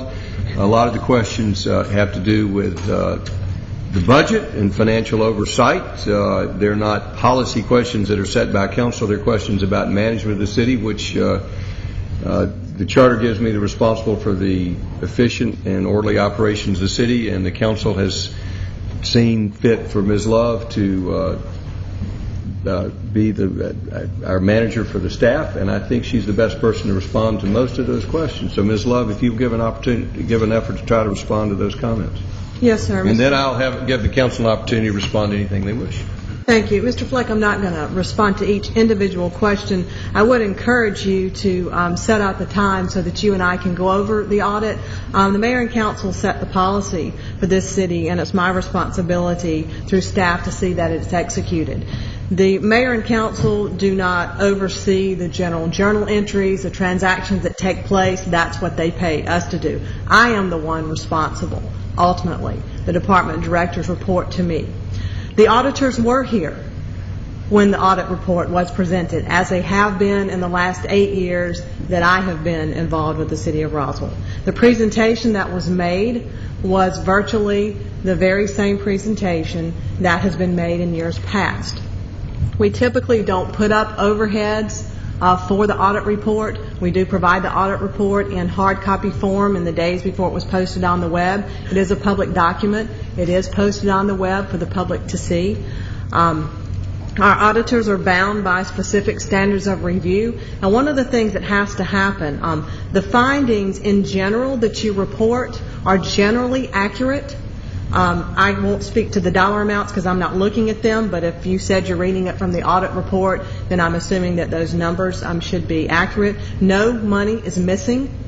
There was not any inference, no accusation, nor investigation regarding any public funds being missing. The numbers that you brought up, with the exception of collateralization of deposits, did not involve the general fund. In the past, when you have spoken to us about a balanced budget, you have focused on the general fund. The general fund was not called into question related to a balanced budget. It was Capital Projects Fund and some of our federal grant accounts. The water fund that you mentioned is self-sufficient. We received a $1.5 million GFA loan. That entry that you referenced, the audit adjustment, was in reference to that. That transaction was one that was new to the city of Roswell. We applied for and received $1.5 million. It is a 50% forgivable loan. When the council took the action, there was a budget amendment included. Staff made an error and only accounted for the entry in one of the funds. So each fund individually stood on its own, but the transfer between capital projects and the associated required fund accounting entry was not made. Therefore, we were not in compliance with the state law related to a balanced budget, but it was not the general fund. That has been corrected, so we don't expect to see that again. It was a human error, and we do make mistakes, and that's why we have these audits, is to ensure that these mistakes are corrected. Related to the untimeliness, you are exactly correct. The audit was late. It's later than it ever has been since I've been here in Roswell, and I can assure you that won't happen again. It is not acceptable by me or this mayor and council. We asked the State Department of Audits for an extension. That is not uncommon. Many governments run into situations where that is necessary. They granted us a 6-month extension. We are required to report to them within 180 days of the close of the year. We closed June 30. We're required to report out to them on December 31st. When the auditors came first time around August, we spoke to them about where we were with the bank reconciliations. They had not been kept up to speed as they should have been, and we spoke to them about what corrective action we needed to take at that point. So everyone was well aware at that point that we were going to need to ask for an extension related to those specific items. So we dealt with that. Related to the collateralization of the deposits, that's a snapshot. So June 30th comes, we're required to have all deposits for the city of Roswell collateralized with acceptable securities at 110% of their market value. We were in the process of changing banks. We still had one bank account that was open at Wells Fargo. The balance of the city's accounts had been opened at Bank of North Georgia. When the collateralization was picked up by a staff member, that Wells Fargo account got left off of that snapshot on June 30. Didn't mean it wasn't collateralized on the day before, doesn't mean it wasn't collateralized 2 days after. But on that day when the snapshot occurred, we were not collateralized at the state required amount for that one account. That was not the general fund, so all those deposits, the FDIC insurance takes effect and we have to collateralize above that. So yes, had a disaster happened on June 30th, the city would have been subject to losing some or all of those funds. It is a grave error and it is one that has been corrected and is in the document as you read. Something the city is not trying to hide or not make public. That is the report. It has been corrected. It was corrected before the auditors ever left. We worked very closely with the bank. Now all accounts are at one bank and are collateralized in one report, and that's reviewed monthly. We're not required to review it but every quarter, but we review that monthly. So that's in general the response to the questions that you rose. And once again, I encourage you to come meet with me. I'll be happy to go over each and every of the audit findings, the management letter. We are required to present a corrective action plan to the state auditor's office. And then the auditors are required in this upcoming audit to go back and review those that met the material weakness criteria to ensure that processes have been put in place. This had nothing to do with ERP. ERP went live on March 1st, 2012. The CAFR that you're discussing tonight ended June 30, 2011. So the ERP was not up and running, has nothing to do with these findings. That's my report, Mr. Mayor. Does any council member wish to respond? So, Councilmember DiPolito. I just wanted to comment on Mr. Fleck's comment that I expressed displeasure with Councilwoman Price is asking questions. That is a false statement. Anyone else wish to respond? Thank you. Who'd like to speak next? May I speak again? Councilmember Price, you'd like to respond? Administrator, I want to thank you for your response. It was very helpful. I wish it had happened a week earlier. I noticed that the council paid particular attention to everything you said today. Thank you. Councilmember Price, did you wish to say something else? Yeah, I think when things are of that nature that require some corrective action, that council be apprised in a more timely fashion. I think things would go better if we knew these things as they were going along. Who'd like to speak next? Yes, sir. Come forward.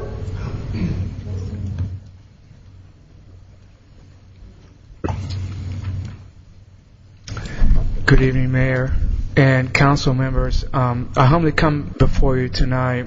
I have spoken before in church and to friends and on other occasions.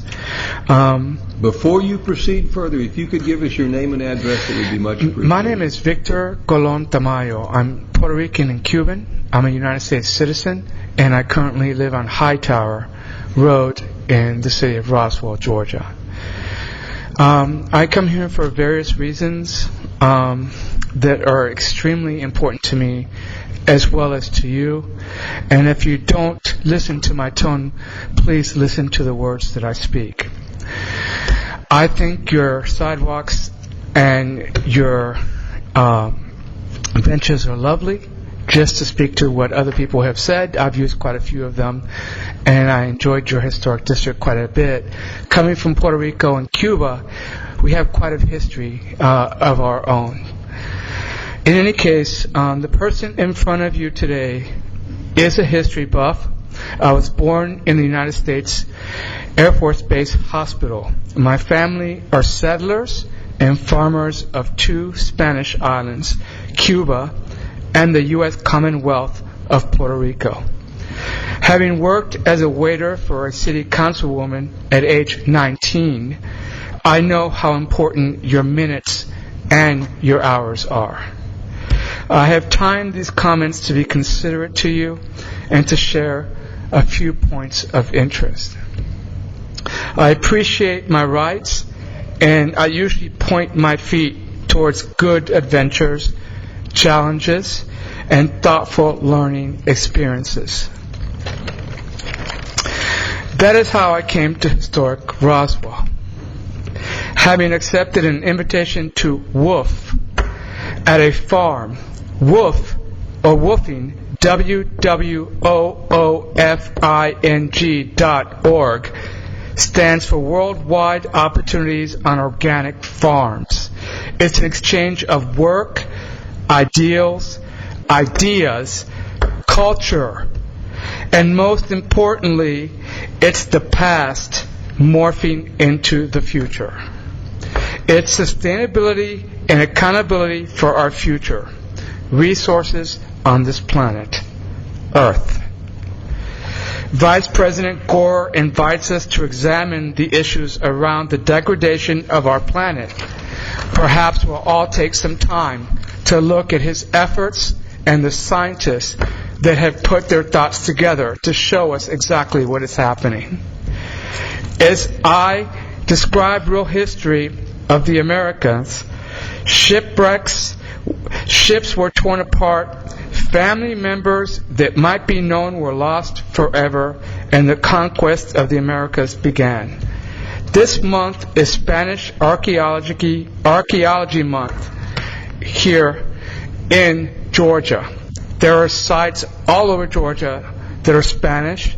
The street of Ponce de Leon, as it's known to most Americans in Atlanta, is Ponce de Leon, who was Puerto Rico's first governor, sanctioned by the Queen of Spain. I invite you to please look at the history books and teach your children exactly what is going on, where they come from, and who they are dealing with. Anyway, does the state of Georgia and its history in general, please take a few moments to inform your children and the general citizenry and history as it happens. I guess I'm repeating myself. In any case, the real reason I came here is that I came here to work at a farm in 2010 in the month of January. I've had an extraordinary experience with a brilliant gentleman who put together a great enterprise. We brewed tea made out of basil. I grew 3,000 plants that we moved to a whole nother farm. We did so many things that in general might not matter to you as members of this council. But I want you to understand the importance of people traveling through your county and people that come here to work in your farms, people from other parts of the nation or even from other countries that might have something to give you, whether it be fiscal or whether it be something that you might learn culturally from them. To give them a moment of your breath and of your time, because that is the real American ideal. And if you don't do that, then you're not responding to what our forefathers did when they came here. When they took this country, and by hard work and by effort, They expounded on what was already here in the indigenous people. And if you exclude people that are coming here or that have contributed major efforts, then you're not doing your work as council people or as governing people anywhere in the United States of America. And I'm Puerto Rican and Cuban. And when Cuba comes free, I hope to God that this country takes that place, because I have family members there, and I want them to feel the joy that it is to be American. And but I come from farmers, trust me. And my mother took water from streams, had no electricity, and lived on a mountaintop, just like the coal miner's daughter Loretta Lynn did. And so she was Puerto Rican. So if you don't accept my little island, if you don't like it, then that's your business. But it is yours. And whatever you do with it and however you deal with it is your business. But I invite you to explore further your ideals and your ideas about what America and American culture really is. Thank you. Thank you for coming tonight, Victor. I spent one wonderful summer working in San Juan, Puerto Rico, and enjoyed my experience, and I appreciate your being a resident of Roswell now. Who would like to speak next? Yes, sir, come forward.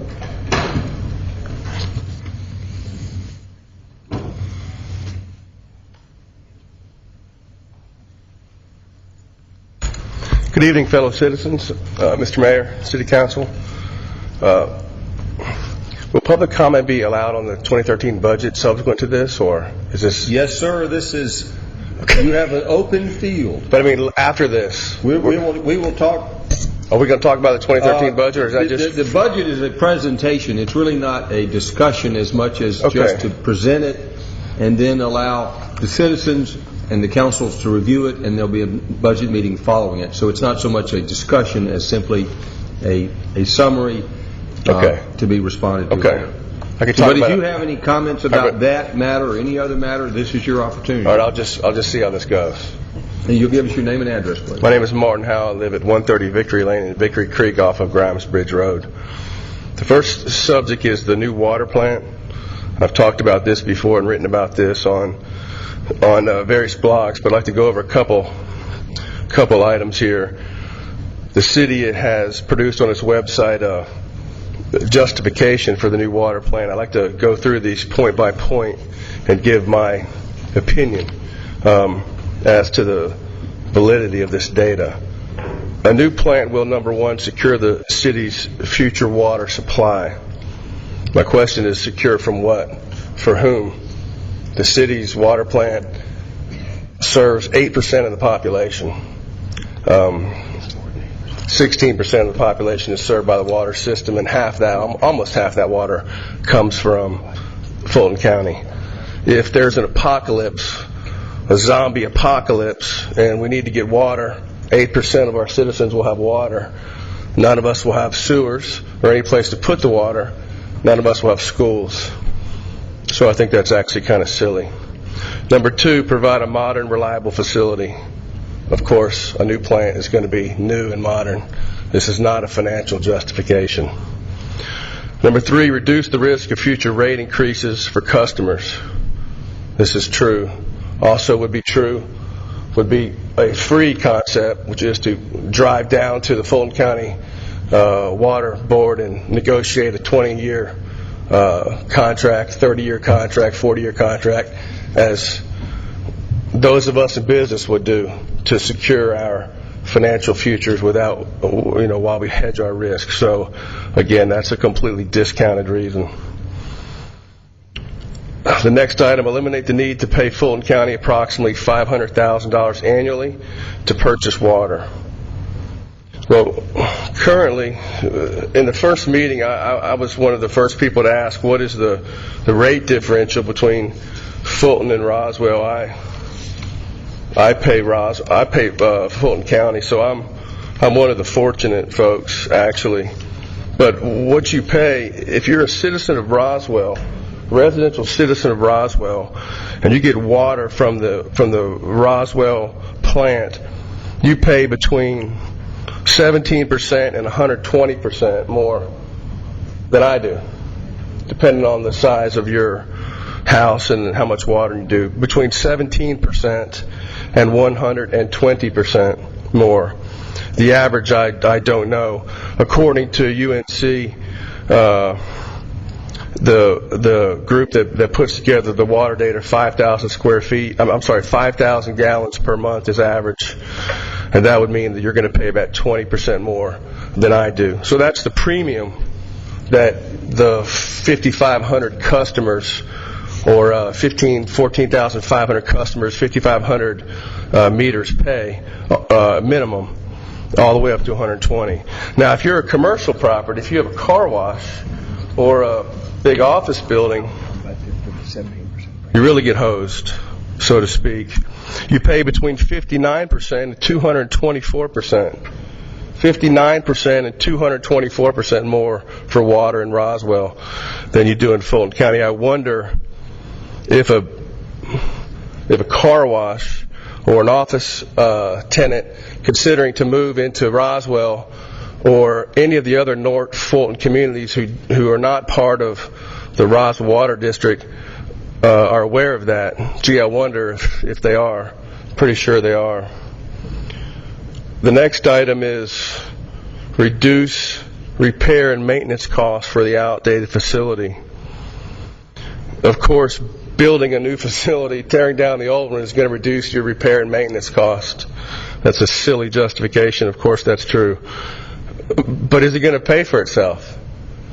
Is it going to pay for itself? That's where it comes down to. We really have never gotten there yet.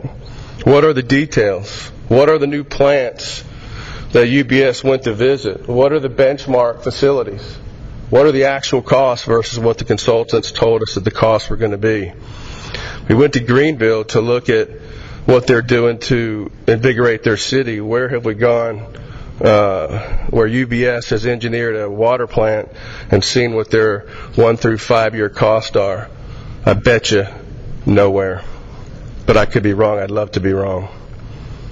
The last is to answer the governor's call to develop additional water resources in Metro Atlanta as part of the region's water supply plan, the 50-year plan, which, for all your benefit, I read today, 35 pages, super boring report. But I read it. Big Creek is not an additional source.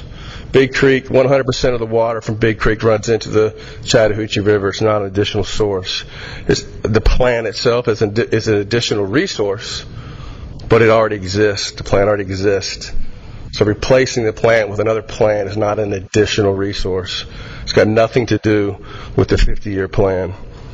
So of 1, 2, 3, 4, 5, 6, 7 justifications of the plant, all 7 have just proven to be invalid. In the 35-page report, there's other things that the governor did call for and did talk about in the report by GFA. And this is one of the comments. Established water departments may be resistant to cooperate with adjoining systems or communities.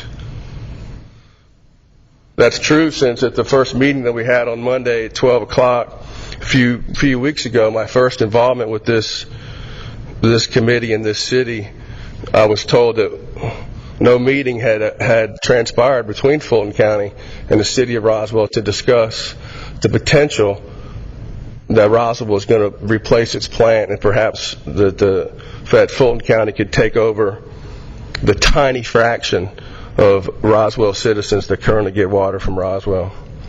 So that proven to be true. The WSTF, which is the official name of the task force, also said that water supply projects are expensive. I quote, generally that water supply projects are expensive, can frequently run over budget, and are often challenging to finance. This is also true, proven to be true by the city, because in summer of 2010, the city paid, I don't know, several $100,000 for Dan Skowski, then with Gresham Smith, to produce the Roswell Master Water Plan, in which we developed the 4 options for the water plant, one of which was the 3 million gallon per day plant that we're now pushing, that you guys are now pushing. And the cost at that time, way back in June of 2010, was $8.4 million. And now we see that the cost is $16 million. So it's already doubled in less than 2 years. So again, the governor's report proves to be true. Coincidentally, Dan Skowski is now with URS, who developed a $16 million figure. Shocked to learn that today, that it was not a different consulting company, but the same man who produced numbers 50% off inside of 2 years.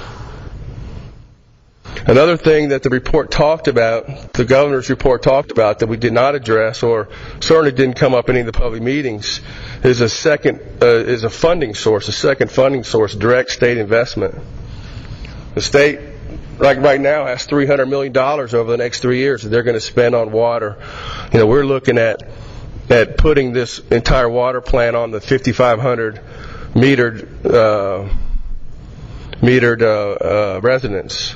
And the state has $300 million out there for financing. But what's the catch? The state has to own the resources. Well, fine, give them the water plant. Give them the water plant, let them run it. And then they lease it back to you in 50-year terms. It's all there in the report. It's all there in the report if you want to read it. You give them part of it if you want to. That's in the report too. PPPs were talked about in the report. Public-private partnerships also talked about as a funding source. Somehow that didn't make it in the write-up by URS. I don't know how these two of the three funding sources didn't make it, but there are other options for us other than to fund this with 16% of our population. So there's another section of the report towards the end, recommendations for the governor's water supply program. Establish and follow guiding principles, and a list of guiding principles. And one of those is regional cooperation is the preferred approach to addressing water supply needs. Regional cooperation. What that means, regional cooperation, it means driving down to Fulton County, talking to the people that run their plant, that is many times more efficient than our plant, and many times newer, and talking to them about hooking us up with a 20-year deal to give us water and close our plant built in 1935, which was a good idea in 1935, but which is a really bad financial idea in 2012. Some last points. The financial analysis provided by the consultant was hopelessly botched. The financing percentage was off by 88%. 88%. This is a financial consultant. I happen to be a consultant. I don't like consultants. I don't like us. I think that we're kind of, I don't like us, but that's what I do. So if I'm off by 88% on a financing number, 1.13 versus 2.13, I should probably retire immediately. Yet somehow, being off by 88% in the financing rate, the G for financing rate, didn't affect the numbers because he'd blown so much smoke into the numbers that it didn't affect the final outcome. He still was able to stay below the 105% threshold because he dropped so much fluff into the numbers. Horrific. No ROI, no accurate ROI was completed. An ROI, by the way, can't take past profits because you overcharge your customers and use that as justification for return on investment. It doesn't work that way. It's not how ROI is calculated. The project allegedly pays for itself by discontinuing water buying from Fulton County, which, by the way, is a huge profit center for the city. Costs $2.27 per thousand to make the water. And that's also what you pay. It's also what we pay Fulton County. Completely transfer cost. Same cost that the city has. These are the reports by Dan Skowski, by the way. This is not my own numbers. I wouldn't know any of this. $2.27 is what it cost the city to make its water. $2.27, exact same cost that we buy it from for Fulton County at 5,000 gallons per month. For a residential customer, we charge $5.1. Cost us $2.27. We charge $5.10. huge profit center, buying the water from Fulton County, huge profit center, identical to the amount of money that we make from our own water plant. So to use the discontinuation of water purchases from Fulton County as a financial justification for enlarging the water plant is insane, ridiculous. I'm not sure of the word. It just is silly. Makes no sense whatsoever. Lastly, on the water, or not lastly, second to lastly, we had a master water plan that you guys authorized and was completed in the summer of 2010. I don't know what that cost. I imagine it cost me, I've been here 8 years, so me, several $100,000. You authorized in November $550,000 for Dan to continue his study. So far the water plant, which makes absolutely no financial sense for the city to continue to run, has cost us $800,000 in consulting fees. And we have not even thought about shutting the plant down, walking down the street and talking to Fulton County. And my final point is on the water plant that the backbone of the water plant is going to be built on top of one of the greatest parks in the city. And we're actually discussing whether we should destroy the softball field or the practice soccer fields. We're having that discussion. In our last meeting, which was the Public Works meeting, the result was nothing. We threw out to the consultants who we've already authorized and or paid $800,000 to go back and consider everything. Heck, let's throw in the VFW now. Let's look at 2/3 of the softball fields. If you have a consultant, again, I'm a consultant. If you have a consultant, you don't give the consultant a clear and concise plan, you're just going to pay that guy forever and ever and ever. And that's what we're going to do with the water plant. That's what we're going to do with the water plant. I'd like to see the idea shelved, or at least let's consider all of the actual financial options for the city. And let's do what's in the best interest of all the citizens of Roswell and also North Georgia. My next topic is CAFR. I'm going to be on this very shortly, okay? This is the financial report that Mr. Fleck talked about. I made some comments on Monday last week about this, and these are follow-up to those questions because I know that this is not a give and take, Mr. Mayor. Excuse me. Page 16 of the report says that participant recreation fund revenue is up 5.3% and spending is up 28.8%. So that means that spending is up 5 times greater than revenue is up. Revenue is explained. The revenue increase is explained as having to do with additional programs at East Roswell.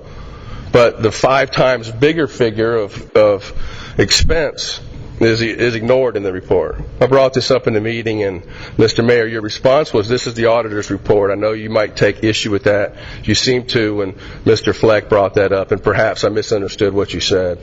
But this is not the auditor's report. This is Kay Love's report. This is the City of Roswell's report. This is the financial report for the city, and then it's audited by outside auditors, and they add their pages to it. So this report belongs to us. We are completely free to do whatever we want to this report. Now, we are trying to achieve GFOA, Certificate of Achievement in Excellence. That's the purpose of why we do this, and so there are certain standards for reporting. But if we want to institute a common sense rule, which this is my recommendation, that the Finance Department of the City of Roswell implement a rule such that out-of-budget expenses by a certain percent or a certain dollar figure are included in this report, then that would put you in alignment with other well-run governments, as well as pretty much every company that exists, that you have a rule to explain either a large percentage or a large dollar differential in your budget. So that would be my recommendation, that we do that. this report has another function that I'm not sure that you guys are recognizing, and that is that it's so visible to the public. It's out there on the website, and I think there's 5 or 6 years of this report being out there, and people can look at this and get a decent snapshot of our fantastic city and how our finances are running. So I think some of these common sense measures to make the report more usable to the general public would be a good idea. The second point that I want to reiterate from the last time I made is page 86, water and sewer not separated. The response, well, what I said was the water is not separated from water that's purchased. Almost 50% of the water that we sell in the city is purchased by Fulton County, and that's invisible inside this report. You can't see what you paid for it. You can't see what you got for it. I was able to find all that by digging through dozens and dozens of reports. You also don't know if the water plant is profitable. We're actually having a discussion about taking a water plant and spending $16 million to replace it, and I have yet to see, going through hundreds and hundreds of pages of financial and otherwise documents, a single report that lets me know if the water plant is profitable. Seems like adding a couple pages to the report that separates the purchased water from the manufactured water from the sewer would be a wise idea. And in the interest of transparency, I can't imagine how that wouldn't be adopted immediately by the accounting department. Questions that a normal person would have looking at this report that you can't answer from the report are things like this. Why did the original budget predict a loss of $1.1 million when the average cost is $2.70 per thousand and the average charge is $5.10 per thousand gallons? How was the budget created that thought that the water budget was going to be a loss when it is so incredibly profitable when you look at what it costs us to make water versus what we sell it for? What else is getting dumped into this bucket such that we predicted $1 million loss? The supply budget increased 35% from original to final, so somewhere during the year, someone decided that we were going to spend 35% more on supplies. Seems like something we want to look at. Seems like something you guys would want to know about. And maybe the answer to a lot of these questions is there are other documents and other reports that produce this. I think that'd be a well adequate answer, but I think we ought to consider putting these into the report that's available to all the citizens. Another question, the actual supply expense decreased 65% from the final budget. Sewer revenue down 59% over the final budget. $686,000 was transferred into this fund. $686,000 was transferred into this fund. Where did it come from? Why was it transferred? Don't know. $686,000, that's a lot of money. Seems like that ought to make a mention in the report. So my recommendation would be to add reports to CAFR which separate the water plant from water purchased and resold from Fulton County, from water services purchased by Fulton County in general, to produce a report that has transparency as opposed to the document that we have. I'm going to go quickly over my comments over the 2013 budget. There's budget principles that are listed in the two documents produced in January and February of this year. One of them is that we are going to not have a net increase, but we kind of put a little nice accounting trick here because we increased the millage rate for M&O by 8.3%, which is the exact amount that it decreased due to the debt service. So debt service goes down by 8.3%. We increase our budget by 8.3%. Is that a cost increase? Of course it's a cost. Of course it's a cost increase. Our debt load goes down 8%. We increase our budget by 8%. And in November, we're going to get hit up with a $43 million capital project. You think our taxes are going to go up then? Of course they're going to go up. So we increased M&O millage by 8.3%. I don't think that is going to meet the objective of no new initiatives result in a net increase if you consider the fact that you are going to recommend $43 million worth of capital improvements in November.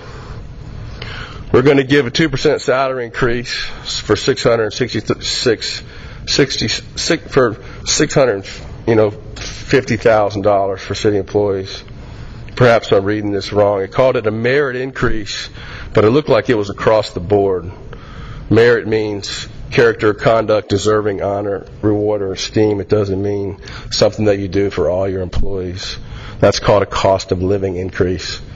That's different than a merit increase. Again, perhaps I'm reading that wrong. I've only looked at these documents a couple of times and I was not able to attend the meetings. We're going to absorb $250,000, $250,000 in health care costs. The citizens are going to absorb that. If this was a company, we would all be sharing the cost of that. And lastly, we're going to continue our defined benefit plan. I am 45 years old. I've been working for 25 years, and I don't know a single person. I don't know a single person who has a defined benefit plan. Don't know a single person who has a defined benefit plan. Nobody that I know. The last person was my father-in-law who died in the fall. I don't know anybody that has a defined benefit plan. This year we're increasing our defined benefit contribution by 16.5%. 16.5% versus 2011. In the worst economic climate in 70 years, we're increasing our defined benefit contribution by 16.5%. On top of that, we're going to give everybody a 2% raise. Everybody that works for the city deserves a 2% raise. They probably deserve a 20% raise. But can we afford it? Can we afford it? I don't know how we can. My last point, and also in case your question is going to be that, we belong to the pension group that makes the rules on pensions, is absolutely not true. From the 2011 CAFR report, page 59, quote, pension benefits are established and may be amended by the City Council. So this City Council has the full authority to move us to a defined contribution plan for new employees. We can't change what we've done for existing employees. We can't do that. But certainly the new people coming in should move into 2006 and certainly 2012 by moving to a defined contribution plan. The last final point is that the Fulton County tax assessors have just come up with their estimated property values in Roswell. We're going to be down 6% in the next 18 months. We're going to be down 6%. The report shows that predicts that our property tax revenue is going to be down 1%. The actual values are going to be down 6%. We predict that our revenues are going to be down 1%. I assume that's going to be based on a lot of people failing to file their variances on time, because we really should account for the fact that our property taxes are going to decrease this year, because that's what the Fulton County tax assessors, which is the basis for how we do it. So, and that's all I have to say. I appreciate everybody's time. Sorry if I was long-winded. Thank you, Mr. Mayor. Thank you for your interest in the Roswell water plant expansion effort. I would encourage you. Let's turn on your microphone. I would encourage you to come to staff for specific questions. There, you've asked a lot of questions that it would be late into the night before we could respond to all of those. I think if you met with staff, you would have a better understanding of this budget. I know that in your calculation, you calculated 8% of the population being served by Roswell. It's actually 21%. You've talked about the council not going to a defined contribution plan. The council is going to a defined contribution plan for employees.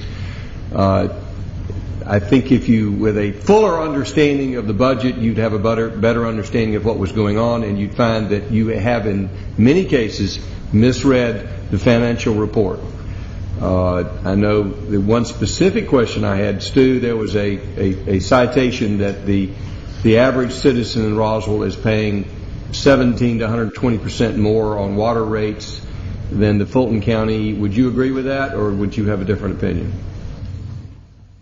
And I don't want to try to respond to all those questions, but I know that specific question came up. No, sir, that's not correct. The 17% is probably accurate. The base rate for Fulton County is $3.02 a thousand. Base rate for the city of Roswell is $3.80. Our rates do increase for higher levels of consumption, but for somebody using a basic domestic consumption, that is not the case. But there's about 78 cents difference for the base rate. That's simply not true. You've had your opportunity to speak. Well, I'm speaking again. If you'd like to speak some more, we're going to remove you from the council chambers. Oh, come on. I'll give you the file. I'll send it to you. If you'll remove this gentleman, he's had his opportunity to speak.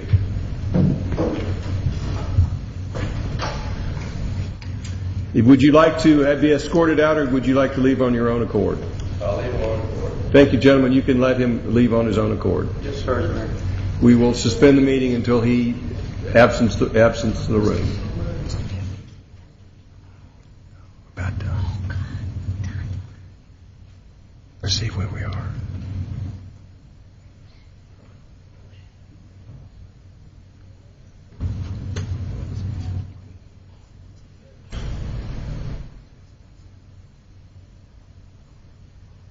Who'd like to speak next? I see no hands up. The public meeting is adjourned. We'll convene the regular meeting. I appreciate everybody's patience. We'll reconvene in 10 minutes. Thank you.